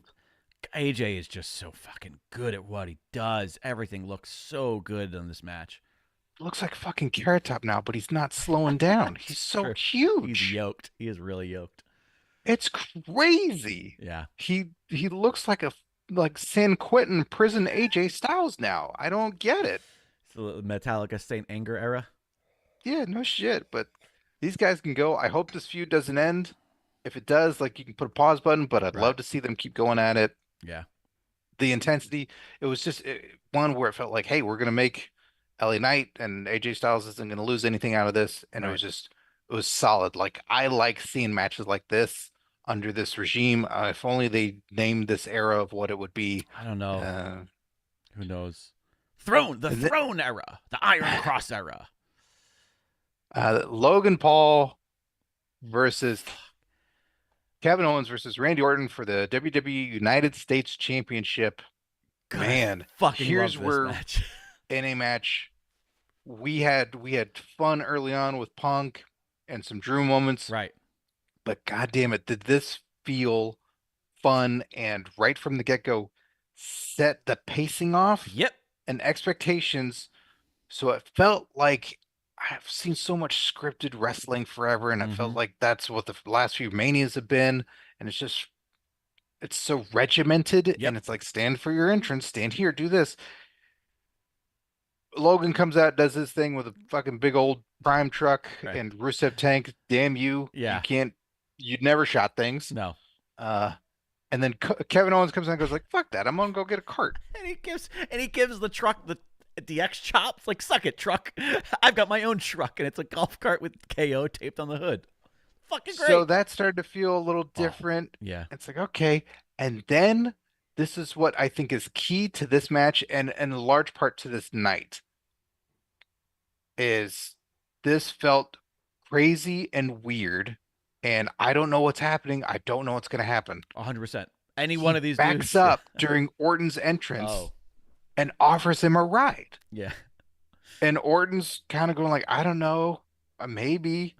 It's, hey man, I got long entrances. It's like, get on the fucking back of the thing. Gets on the back of the thing, starts tearing ass down the ramp, and Orton's go, whoa, slow down, but having a good time. 100%. He's having fun, crowd's having fun. Like that was just pure Right. fun that everybody got sucked into. And the interactions, talk about playing to the back of the room and the furthest seat. The interactions between Kevin and KO were old silent comedy. Like, you didn't need to hear anything when they were doing when KO did the classic Randy Orton like side release slam through the tables that he always does, and he didn't do it good enough, and Orton goes by and goes like, you got to get height. Like, you didn't need to hear it. You could tell, oh yeah, that wasn't good. That didn't look like Orton's. Why didn't that look like Orton's? Oh, you got height. And then he goes and shows them how. That was so goddamn funny to me. And it was like fucking vaudeville, because you didn't need to hear, we didn't need to get super close and by the way, I love hearing Kevin Owens talk. So this isn't me slamming hearing them, because I like to hear them. I think a little bit more than you do sometimes. But you didn't need him to go like, what did I do wrong? Why was that weird? He just goes like, gotta get up there. Yeah. And Kevin Owens getting shoved into Randy, and Randy giving him a look like, hey, what's going on? He's like, come on, he clearly shoved me. Right. Yes. He did it. Okay.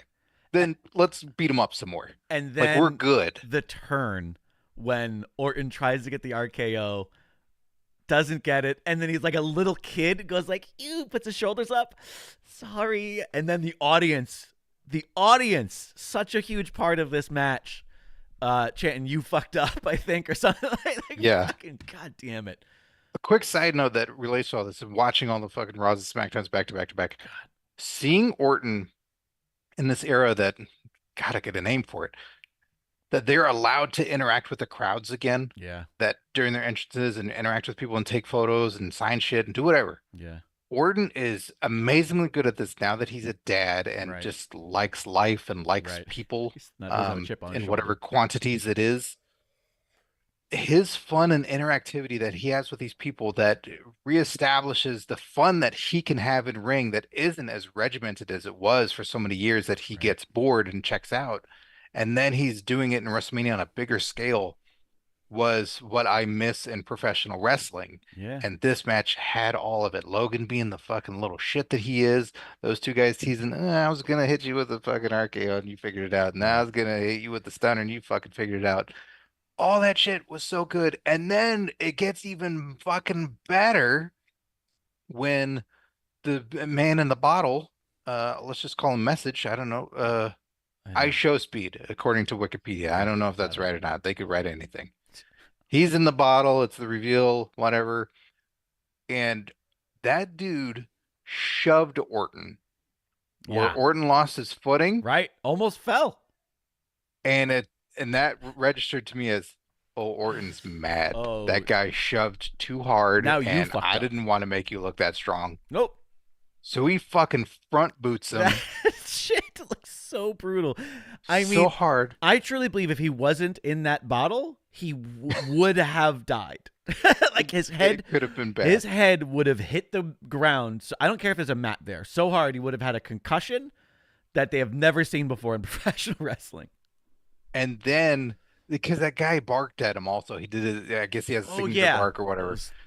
But then again, the fucking organic everything that this was, that Orton takes him up on the table before he gives him RKO. There's a moment and he looks in his face and he does the bark to him back in a mocking way, Yeah. and then RKOs him. Fuck, I could watch this match over and over again. I 'Cause probably it's will. just so fun. I did rewatch 2 matches already from Mania, and I probably will be the next one I rewatch. I rewatched Intercontinental and I rewatched the main event of night 2. This was tremendous. Logan yeah. Paul ends up getting the win, which he should, which I anticipated. I would have been fine. Anybody could have won this one, and it'd be solid. I probably didn't expect Orton to win like the most. I could have seen them giving KO the win because of what they set up with Sammy. And I was sort of writing it in my head ahead of time of what I wanted to see happen throughout the weekend. And Kevin Owens and Sami Zayn were very much a big part of the Bloodline story. And I did sort of anticipate the two of them, even though they didn't win them from Bloodline members, it still felt to me like the two of them having the mid-card titles at the end with the Bloodline fall and all the baby faces. I kind of, in my head, I was like, yeah, I could see them giving it to KO for that image. And because, why not? But yeah, let Logan have it. I mean, the guy is just doing... He's doing great. Everybody looked great. Yeah. It's fucking great. So also the escalation of this night is working really well. Yep. Like at the opening match to we're building. Like the structure of it was Right. just solid from putting on a show standpoint. Yeah. Then we get into Bayley versus Io Sky for the WWE Women's Championship.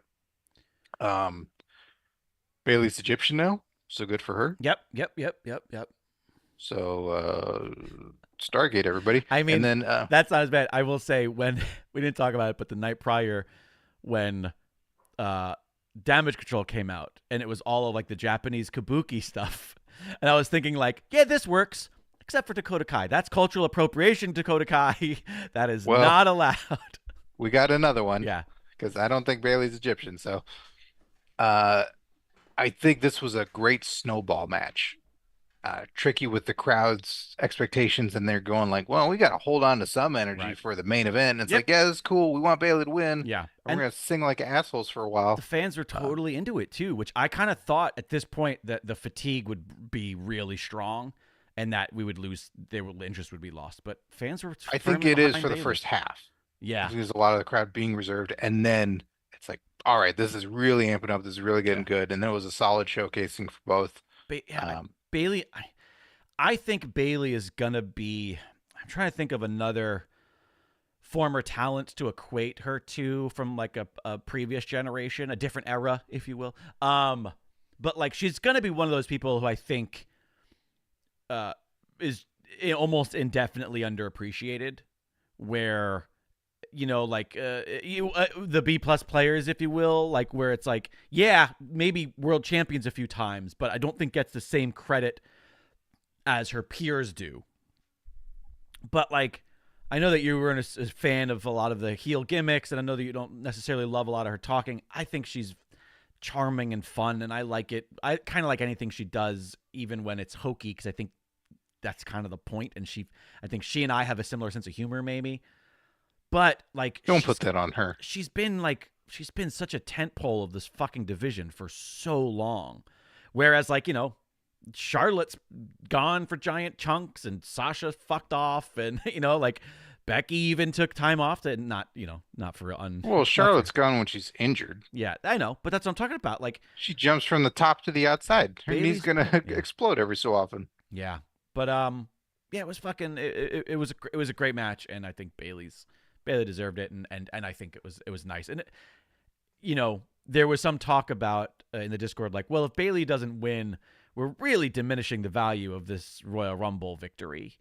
And I thought to myself, like, no, you should still lose the occasional Mania, because otherwise you're really diminishing Royal Rumble victories, because then we know the outcome of Mania 2 months in ahead. You know what I mean? Like, so I'm okay with the Rumble victor losing.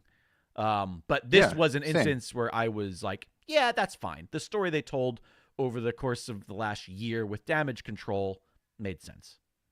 Yeah, it's I thought she was going to lose as well, and I thought that's fine. It's EO besting her group member. She just didn't have it on this night. But solid match. Yeah. We get into the main event. The story will Let's it be do it. finished? Cody Rhodes versus Roman Reigns in a Bloodline rules match.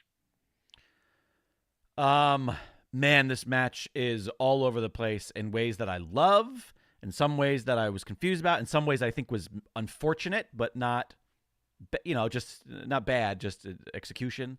Mm-hmm. All in all, though, like, I fucking loved it. Like, I loved the story they told. I loved the ending. I loved, we'll get into the nitpicks, I'm sure, here in a moment, but broad strokes, I mean, it's fucking beautiful. It was beautiful. Broad strokes, I think it was great too. I was certainly thrown by they didn't go into hardcore things. I was certainly surprised that Cody didn't bleed. I thought that would be the final element of some color, sympathy. Yep. Of, oh my God, he's bleeding out of his head again. Like, there's no way he's gonna win this. He's gotta fucking win. I completely agree. They did some whipping on him again, which was certainly interesting. Right. Throughout from the time that we recorded and then chatting with friends and, we're going to hang out and see these people and do this and that, and then talking to, like, what do you want it to be? Because then I was unaware, the speculation got out of control where I'm hearing this guy's going to show up, that guy's going to show up, this guy's going to show up, and I'm going, what are you, fucking crazy? I heard none of that, which I'm very thankful for.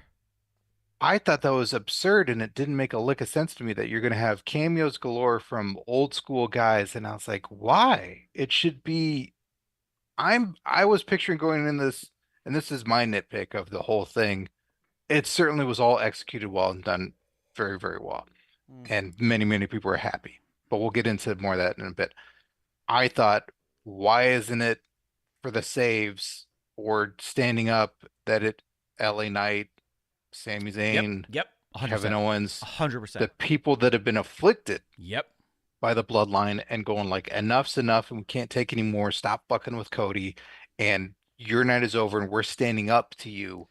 So no more. That's my and biggest then gripe. It's the good guys raising Cody on the shoulders. And I thought, for the sake of the next year, you can have, hey, where were you on the night 2 of WrestleMania? Bloodline you destruction. didn't stand up against Bloodline. Where do you stand? And it can be political, but it's wrestling, and so it's, are you this side or that side? And Bloodline trying to rise up again, and these guys could help, or they weren't, or they're Drew, and Drew McIntyre's like, I stand by myself. Fuck both sides. I don't care. Right. I completely agree. My biggest gripe with this match was that there was no Sami Zayn, who I think was such a huge part of the Bloodline story, even more so than KO. Yeah, KO versus Roman was such a huge part of the pandemic and the beginning of the Bloodline, so I would have liked him there as well. But Sami, to me, was like, he was literally in the fucking Bloodline. So I think he was really, really missing from it. But, it being kind of like the ghosts of, not all of them, but some of the ghosts of Roman's past, I thoroughly enjoyed this. I had no idea Cena was going to come out. That was going to be the first. Well, I guess the first one is the actual Bloodline. Is you have Solo, and then you've got Jay and then It was Jimmy and Jay. right. And by the way, like they that what they did on the fucking ramp was better than their entire match the night prior. Yeah, and at least their bodies fell on the concrete and seemingly not on the Yeah. tables. Um, Yikes. So that stuff all made sense, but then I wasn't expecting Cena, right?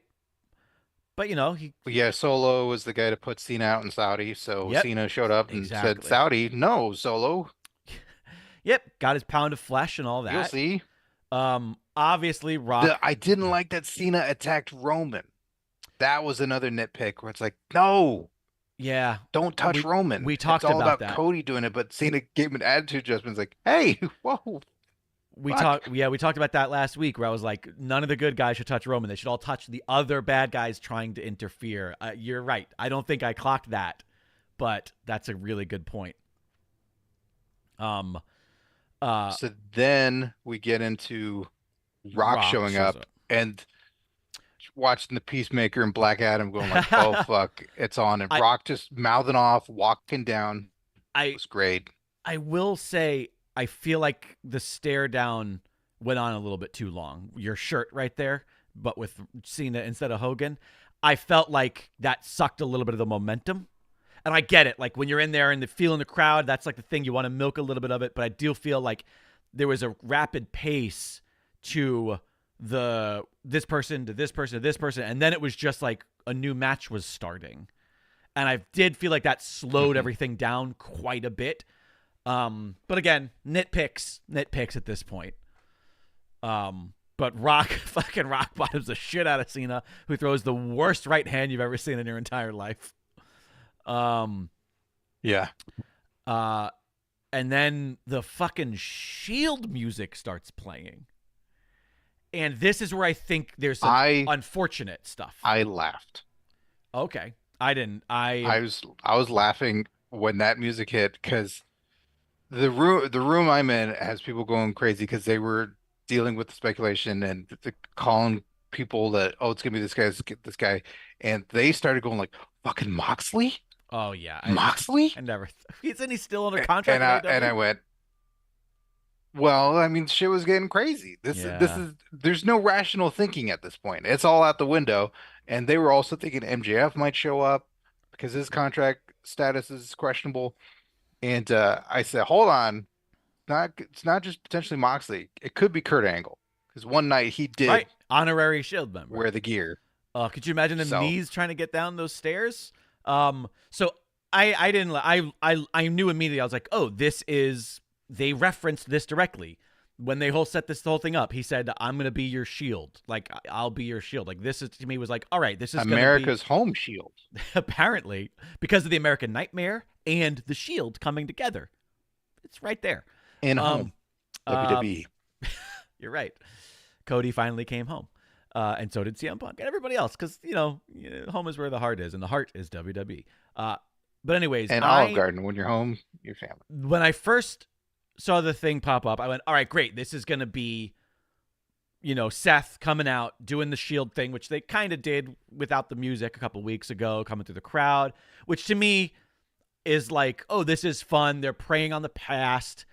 But then it just kind of went on, and Rock looked lost, and nobody was coming. And then I thought, wait, is this supposed to be like, oh, they're playing mind games? And I thought, well, that's lame. Mm-hmm. Don't play mind games in this moment. That's like a letdown. And then when Seth comes in, and then Roman takes him out, my immediate thought is, oh, this was just miscommunication. There was a cue missed. It took way too long. I feel like maybe Roman wasn't ready. And so Seth couldn't come in because he wasn't supposed to make contact with The Rock, right? You got to wait to make sure you're going to get intercepted. Otherwise, you're going to hit The Rock, and then what the fuck are you going to do? So I assume that timing-wise, to get through a stadium of people is massively difficult because he's trying to do it through the crowd. But did he actually come through the crowd? I assume he was think so, because he didn't come through the entranceway. No, and he didn't come because it would have shot him. Yeah, and he also didn't come through across from hard camera. I think he came from the hard camera side where they have more control, but it's still just, as we've seen long ago before we did crazy production stuff. Right. We saw the miscue timing of Papa Shango coming out to Right. for the Hogan and Sid match, that they're just sometimes the cues or running, or if somebody gets in the way, there could be one security guard a la, was it Mojo and all that shit, where it's like, hey, you Oh, back right. up. He's like, I'm in the fucking finish of Right. this battle Yeah, royal. yeah, Fuck yeah. up. Right. There's so many Sure. variables, Sure. stuff 100%. like this. So it felt like whatever was going on, he gets hit, but they didn't shoot it because he was supposed to be in ring in camera. Right. So Yeah, I get that. I totally get all that. But whatever reason, that was my only other little like, it felt to me we'll fix it in post. we didn't get to really even see Rollins before Roman took him out. Did he change his hair also? Did he put? No, I've Did he heard that. make it blonde? I don't think, but it was already blonde. He already had half blonde, grown out hair. People were like, I think what it is that I don't pay attention to him, so I don't think know. his hair, when he puts the oil and shit, I think his hair when it dries. Do you remember when Dolph Ziggler started getting like the really big frizzy hair towards the end of his matches because it would get dry and it would get? I think it just got Bobby Roode. drier. Yeah, Okay. that's my theory, but maybe I don't know. So But in yeah, any he's case, wearing the Shield gear. comes out and and he's this- in the Shield gear, and Roman takes him out, and then with the chair shot to the back, a la you did this well, no, long ago. that doesn't happen yet. Oh, is First, that not Roman, happened yet? no, Okay. Roman just takes him out by hitting him in the front, or Superman punching him rather, while Seth is holding the chair, and Okay. that is where the dong, the dong, Yeah, the Undertaker dong yeah, Undertaker's dong, throws down. hashtag dude wipes. The lights go out, and then oh god damn it!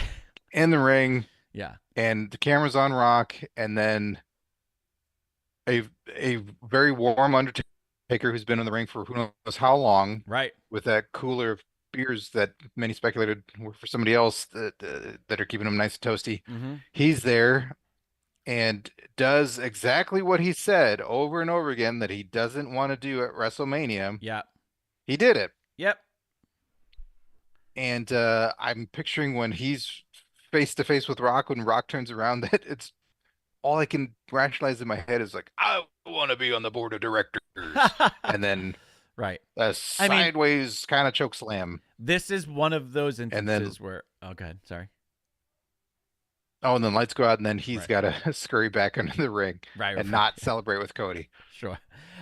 It did seem like, at first, because when the lights came back on and Rock was there, I was like, he abducted Rock's soul. He's gone. He vanished. But this is an instance, though, where my brain, I put the pieces together myself. Whether it was intentional, sometimes you're talking about a movie with a friend of yours and they make a connection that they think the director intended, and like, they didn't mean it. It was just a happy accident. Like, they didn't think about that. You're doing that yourself. I immediately thought, like, yeah, Roman beat him at Mania. He's one of the two people that beat him at Mania. It's a shame that he's not the only one that beat him at Mania, but he's one of the two people that beat him at Mania. Taker still has it out for Roman. Bitter 6 years later. Roman is the one who that's when he left his shit in the ring and then still fought 6 more matches. But you know what I mean? I thought my shit was in here. Again, I don't look as cool in a hoodie. Would it have been better, in my opinion, if this was, like you said, a new person? Or if instead of Taker, it was literally like, okay, everybody's come out. Now it's The Rock by This himself. was LA Knight? Again, LA Knight, even if it's like all 3 of them, even if it's like Knight, fucking KO and Sammy, or Knight, Orton and Sammy, because Orton also had his anybody. Fucking Owens, fucking Right, anybody that's what I mean, that you look at it and you go, there might be a match here. Oh, Right. what if those two fight? Because we could potentially have it. Taker and Rock aren't going to have a match. Right. Well, It's not going to happen. here's the other twist that my brain did. Here's the other shit that I'm putting in of my own decision, whether or not it was the intent. What's our one complaint from the weekend that they really drilled home 25 times? It's a new era. The Slammies Oh. in the morning. Oh, Yeah.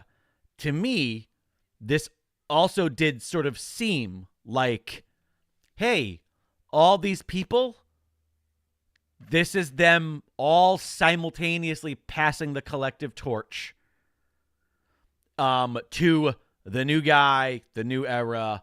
It's hey, it was almost like one could argue that it's like, hey, do you know how in WrestleMania we always drag out one of these 6 people, the Goldbergs, the whatever, like this is us doing that for the last time and being like, this is all of those people saying, now it's yours. Now you go and you take it and you do something with it. But again, I'm putting that on myself. And I disagree with that philosophy because my whole point of it being all the current people that could have the matches with all the people that are involved or that we've seen in the universe, and it's trying to elevate them. None of them are going to overshadow Cody. Right. And all this happens, all the melee happens. Cody gets the fucking the crossroads. I was gonna say that's where then the chair shot to Seth happens in between those two, right? Post Taker, and that is another great moment. We talked earlier about Drew, right, telling that great story where he was truly focused on Punk. Here you now have, however many years later, decade later, Roman still having that bitter disdain for what happened in the Shield and not being able to just be like, if he would have hit Cody, he would have won. But instead, he hit Seth, who's there in the embodiment of where he came from, dressed in the Shield gear. It's like PTSD. It's like he saw him in that gear and went, fuck, that's right. I forgot how much I was angry about that. And that is such beautiful storytelling. That's so good. I love that moment. And that's ultimately what allows what allows Cody to capitalize. And then, yes, finally hits him with his 76th crossroad of the evening. Gets the win. Yeah. Cody wins. Jubilation. Now, a quick side note from the room I was in, what is immediately said after 1, 2, 3. Oh, that's no Stone Cold? See, I wasn't. That is said in the room. Yeah. And that has to be said many a place. Or the expectation of, wait, there's not another one? I thought there was going to be another. Wait, oh, it's about Cody. And you wouldn't have had any of that if it all been current guys. The current active roster of guys that would have been like, right. Fuck yeah, stop. Yeah, fuck yeah. And then Cody wins. It's sort of like making a greatest hits album and leaving off one of the greatest hits. People go, well, what about that one? You go, didn't you like the other 9 greatest hits? It's like, yeah, but you have to play that one. We like that one. Yeah. So that was indicative of like, that's why you don't do those other guys. That's not passing the torch. It's about the rising up and making those guys. But that was their choice. And obviously that's a bigger thing. That's a much more exciting thing. And that's what you're always capitalizing on nostalgia. It's the climate we're in, and I don't blame for that. They did it extremely well. Can I pitch another It's thing? just my preference of like what it would be. Can I pitch another thing that I thought about like late last night or this morning at some point in lieu of the Taker spot?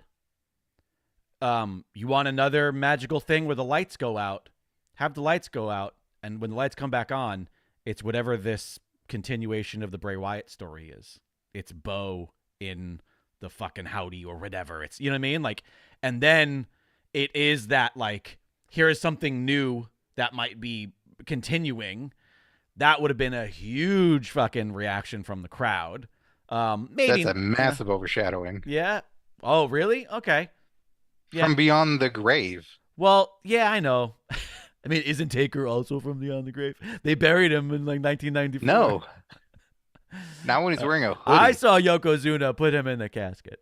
I don't know. It was just an idea I had. If only he had Naomi's glow hats, that would have been really. her fucking Shang Tzu. Wait, what's the character? Kung Lao. There we go.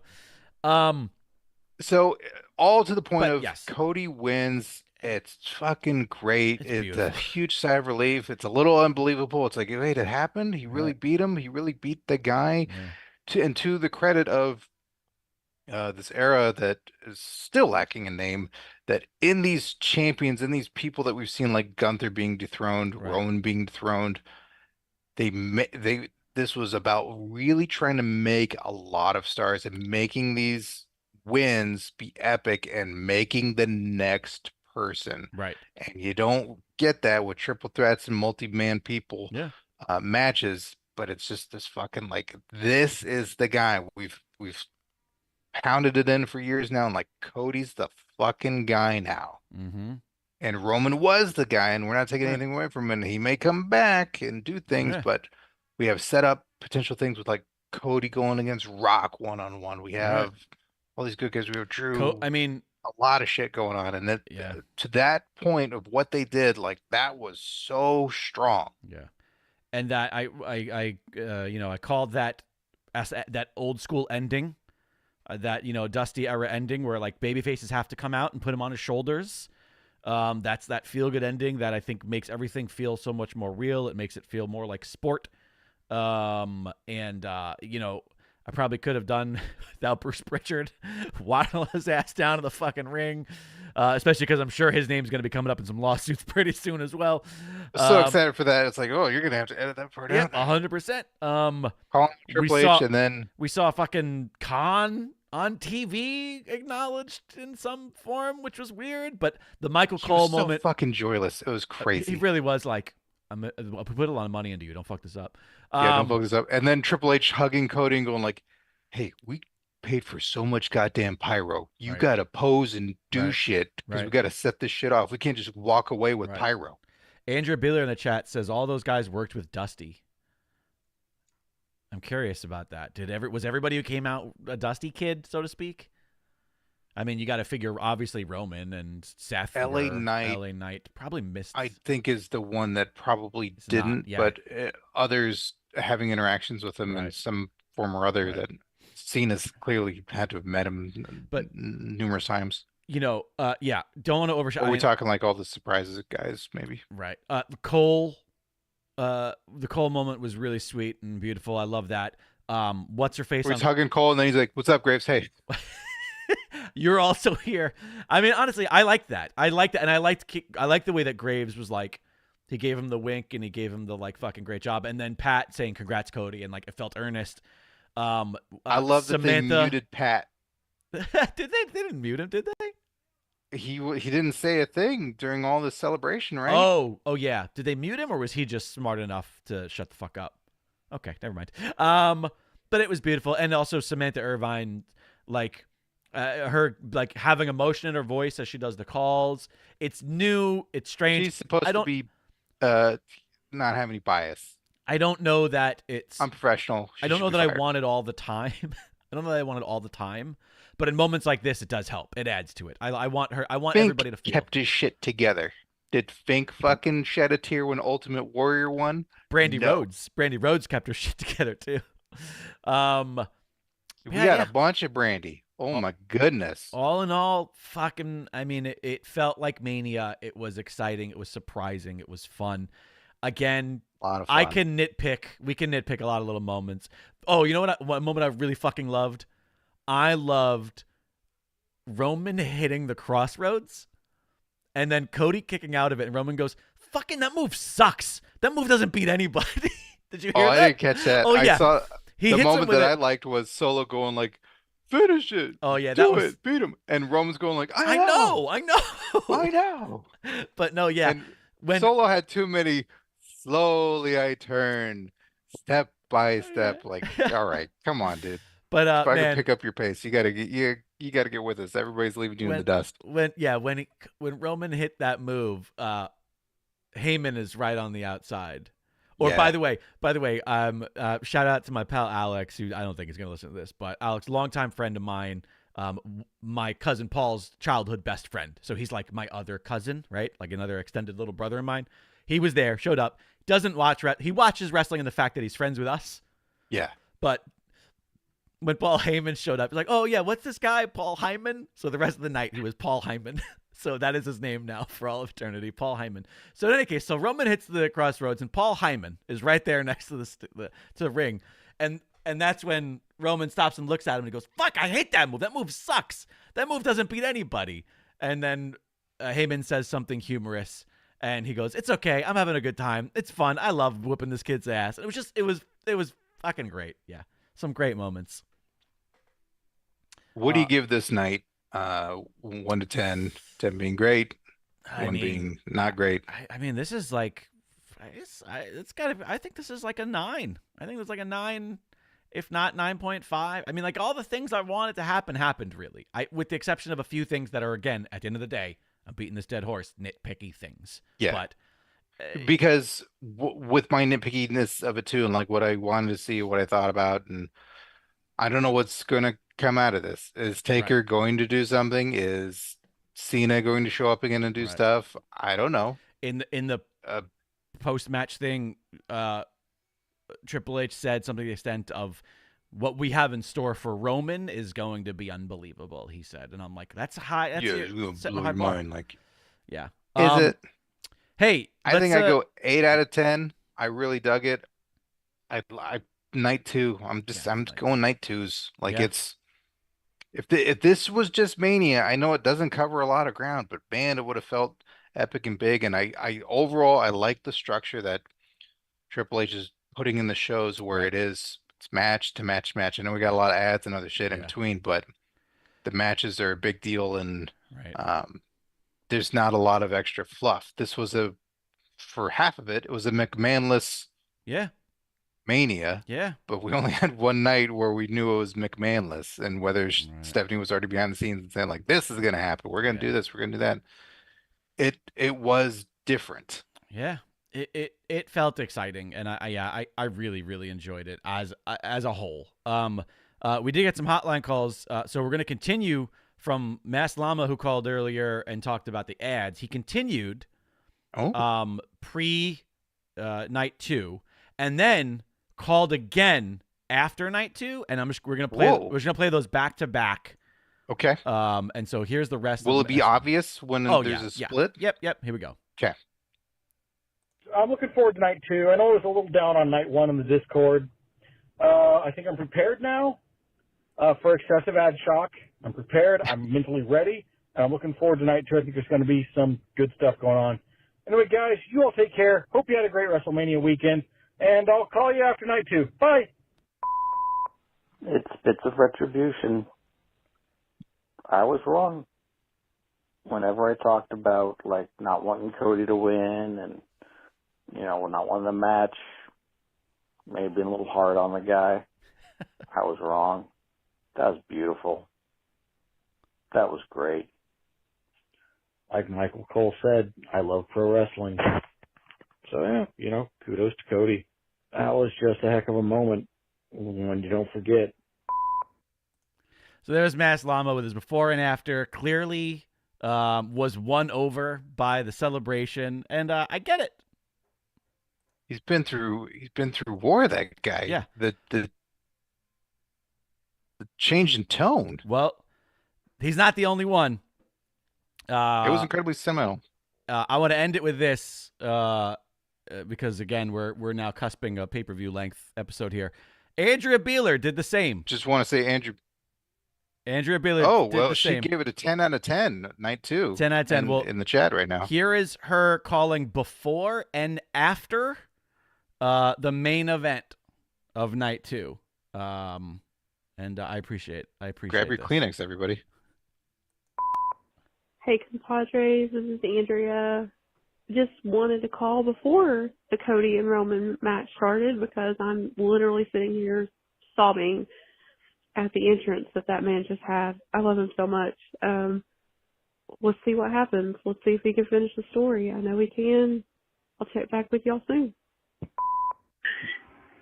He did it, y'all. I literally watched him all the down that. Oh my god. This is wrestling for me. I love this man so much. I'm so happy. Andrea Beeler weeping for the American Nightmare. Andrea, thanks for calling and sharing your emotion with us. I mean, come on. Like, if it hits you like that, you know it's good. It's the best. It's the fucking best. That's the best. Like that's what you want. You want to feel. You want to be totally engaged. The surprises are cool. The shock is cool. When it comes to like a Money in the Bank thing or a stunt, and you go like, holy shit, that's nuts. But the end of the day, you want to be so invested in fucking bullshit fake wrestling Yeah. that everyone's all your like borderline friends who go like, you still watching that shit? Oh God, my sister. When I was explaining to her that we were going to watch Mania, she looked at Alexandra, was like, "You watch that too?" And I was just like, "Oh fuck, it's so annoying." Yeah, that it's you watch fucking 15 Marvel movies all build to something, and you're Right. like, oh yeah, I'm fucking crying. Tony Stark is gonna snap Right. his fingers. Right. All that same thing that you've been on this journey of your guy, your gal, your multiple people, and then the thing comes to fruition, and you're just in it and wrecked or overjoyed. That's the best. Yeah. It's fucking gorgeous. They did a great job. They handled it so well. So yeah, there's WrestleMania. Christopher This Daria, one had Chris. a nice roller coaster of emotions. This had Yeah. fun. This had you know, a lot of tenseness, a lot of joy, a lot of sadness. Like it was just it's fucking great. Like night two Right. was spot on, and it's a if you haven't watched it, if you're listening to this and you haven't watched this, go fucking watch Yeah. night two. It's great. I just want to give Chris Daria his moment because he also gave us his rating 8.5 overall. Night one was a 7 for him. Night two was a 10. So it was just based on the night two, which is WrestleMania. He gives it a 10. Well, that'll do it for That's the really program. good. Thanks everybody who joined us live for this extra long WrestleMania review. Listen, we stopped doing An XL size. we stopped doing the week to week coverage of wrestling because Scott and I honestly kind of got bored with doing that every week, and it turned the shows into obligatory stuff. So Jake, what? Am I not supposed to say that? how could it be? Because do you know what's happening 2 days from now? From the time of this recording, Jake? Watch Along Wednesday? I know we're not doing news, but Jake, I know there's a lot of stuff going on Uh-oh. on Dynamite. Oh shit. Oh They man. they're going to be showing the footage from All In at Wembley Stadium backstage where CM Punk got in a Boo. skirmish Boo. with Jungle Boy Jack Perry. All will Yay. be revealed. So if I I listen, This is the counter. This is the counter to all things that are Mania, and somehow they're gonna make the CM Punk fans not go, yeah, that's cool. He beat up that little guy. That's awesome. again, in the show about fighting, the characters that you want to be tough, you're going to show the guy that is wrestling somewhere else being mean and scary and fighting too good. This is not, even if it makes Punk look like shit professionally, it makes your guys look. All right, never mind. This isn't what this is about. We're getting. I'm just Yeah, I saying know. we're close to getting into review territory again Okay, all because right. there's shit like this where it's like, oh, this is a whole episode. This is a whole episode. So So yeah, I that do kind of miss it in that you way. have that to look forward to next week. But yeah, this was a special time of year, special episode, so we did one of these. Thanks everybody who joined us.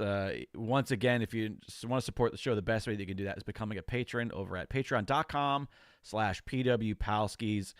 Just a couple bucks a month gets you access to the weekly live stream, so you can be there with us as we record these. It doesn't matter what tier you're at. Everybody gets access to this so that you can give your input, just like those who joined us today could give their input and immediately change the show. Their opinions are now our opinions on the show. You are ultimately our co-hosts, all of the patrons who join us live. And of course, it's not your only way to do that. You can also call the hotline at 747-666-5606. 747-666-5606. Or you can send a voice memo to hotline at pwpalskis.com, and we'll play those on the program like we did today. Thanks to all of our patrons who show us continued support. Scott Narver, we have to thank all of our current Patreon Palskis. And thank you on top of that for I encourage us a lot, and there's a lot of vulnerability being exposed, and I know that jokes could be made about it. We joke with our callers a lot, Sure. but I thoroughly love and appreciate that you shared your real emotions and you're calling after Mania Night 2, after Cody winning, and if it's Andrea crying, if it's Mass Llama being fucking like taken aback, that you're calling in those moments. I love that. I Absolutely. love that Same. because you certainly don't have to call then you can call 9 hours later where you're like, I was like, well, the problem with that thing was this, and you can be a little bit more guarded and shielded with it. But I really appreciate calling and sharing that with us and the listeners that we get to hear those moments. That's great. I completely occur. Occur? I concur is what I do. I also occur. I have occurred. All right. Speaking of occurring, Where the fuck was she during all this? Why didn't she come out? I don't know. She had trouble with her contact. So thank you to all of our current Patreon Palskis, the only show where you get a retribution name as well as a maximum male model name. Why? Because Uncle Howdy ain't gonna do it, tell you that. So thank you to AJ0314, aka Binary, aka Matrice69, Alex Pierce, apparently doing big things in WWE according to Jake. Alex Pierce, aka Figs, aka The Toys. Alice Raider, aka Invasion, aka Yves Joie. Andrea Beeler, aka Pollen Hate, aka Achu Detest. Curtis Mason, aka Hurtis, aka Ouche. Gilbert Short, aka Goliathon, aka Batal under Ruse. Maslama, aka Spitz, aka Jakara Lover. Michael Beltran, aka Limestone, aka La Natural. Miguel Diaz, aka Bipod, aka Too Much Husk. Mike Lucas, aka Hackensack, aka Luger Testaclay. Strong Style, aka Gaines, aka the current PWP champ. Suicide, aka AKA. Tim Bemis, aka War Trek, aka Tussle Quest. Tim Redbeard, aka Bloodfuzz, aka Blue Diffuse. Tom Hader, aka Cupid, aka Cherub, and Tony Griggs, aka Big Griggs, aka Grand Grisois. Thanks to each and every one of you for continued support of the program. Once again, you can follow us on all the socials at PW Palskis. You can find me at Jake Lloyd Bacon. He's at Scott Narver. When was the last time you checked out the shop? You can go to pwpalskis.com, click the shop. We have fantastic stuff there. We've got hats like this beautiful hat I'm wearing now. We've got mugs, a bunch of different fun designs, some that are specifically PWP branded, some that are just fun wrestling branded stuff. You can get phone cases featuring the likeness of Machismo Guy and Lady Beth.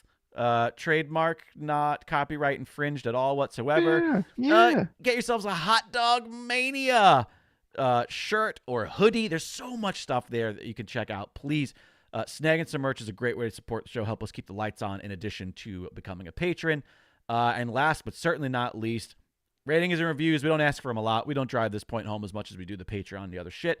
But your ratings and reviews help us a lot on Apple Podcasts as well as on Spotify, which now does offer ratings as well. You can also leave comments on episodes directly on Spotify now, and I do check those nowadays.